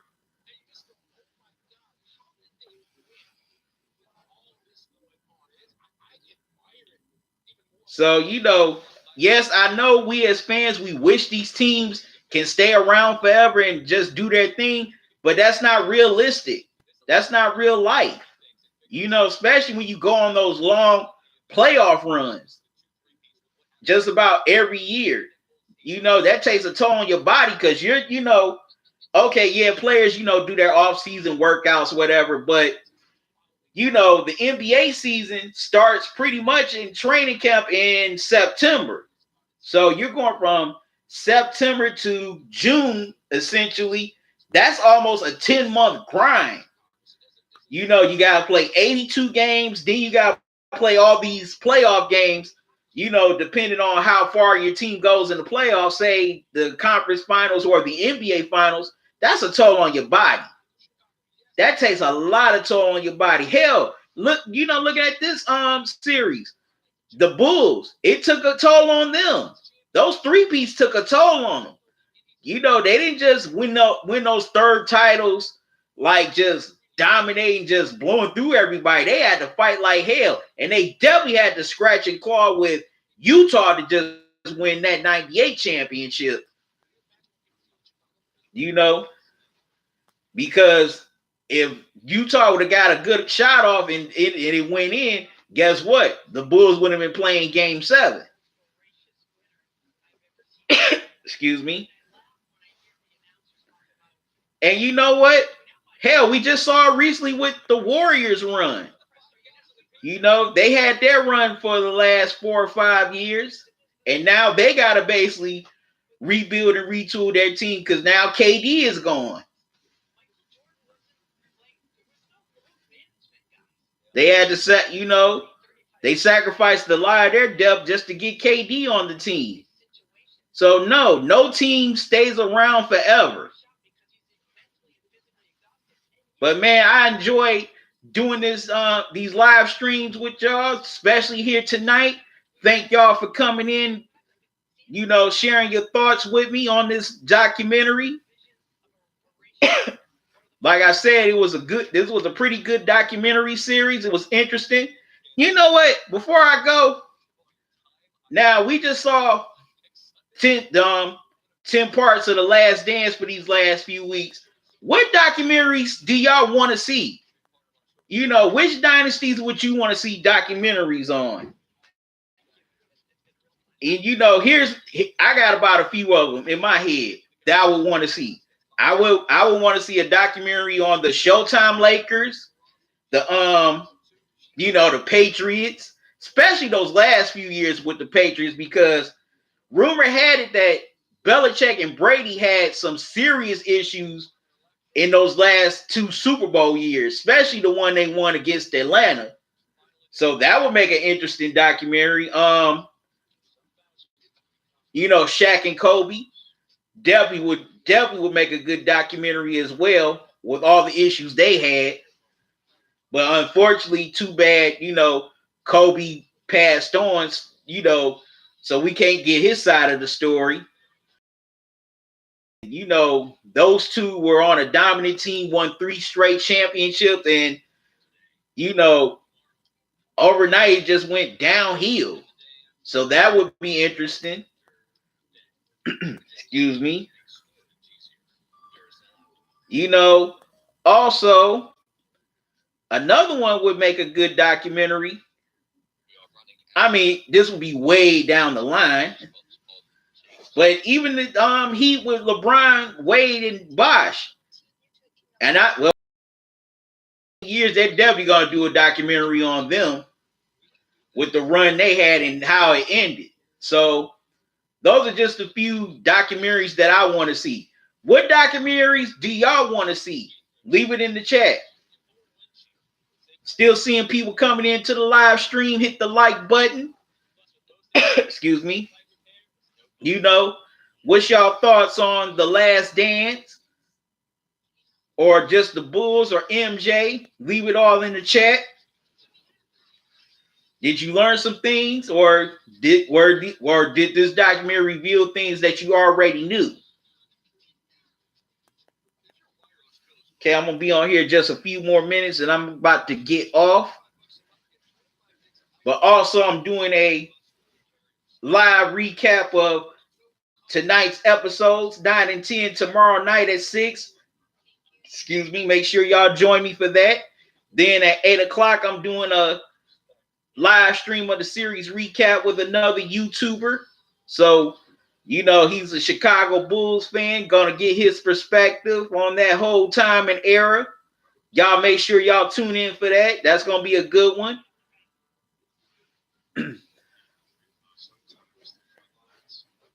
But yeah, a lot of these documentaries are interesting because you get that, well, they reveal some things that you never knew before, and also, you know, reveals things that we already knew.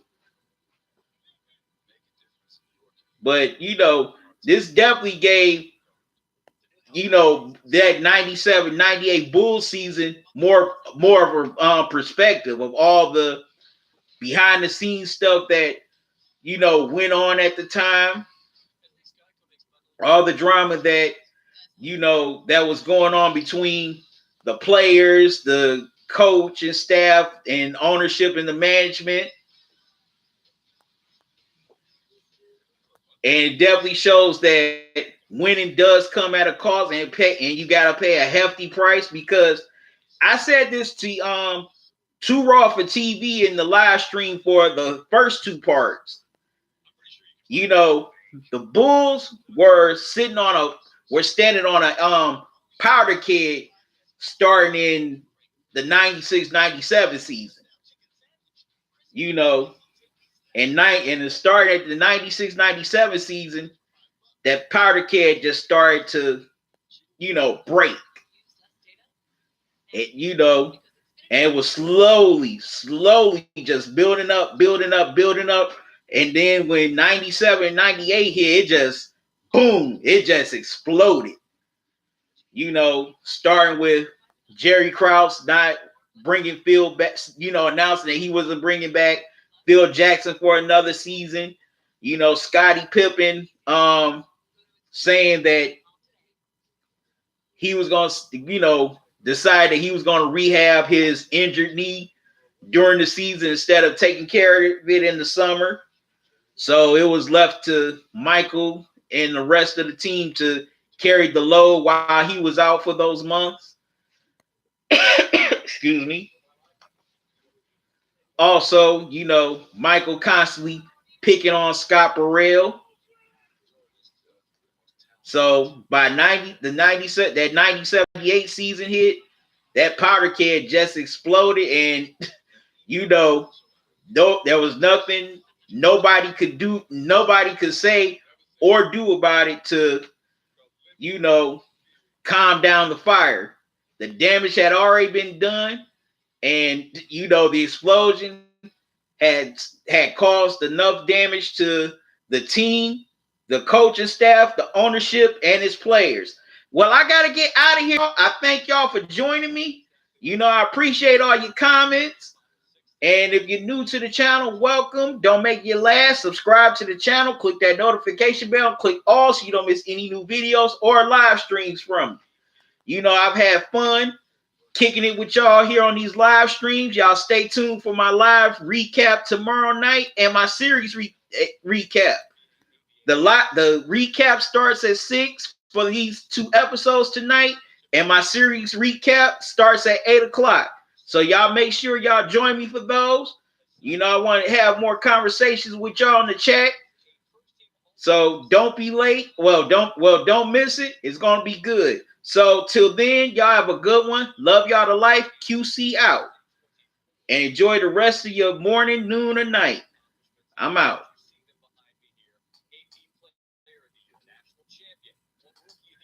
And as Phil Jackson said, you know, in his speech, this was a wonderful waltz. Thank you all. I'm just playing.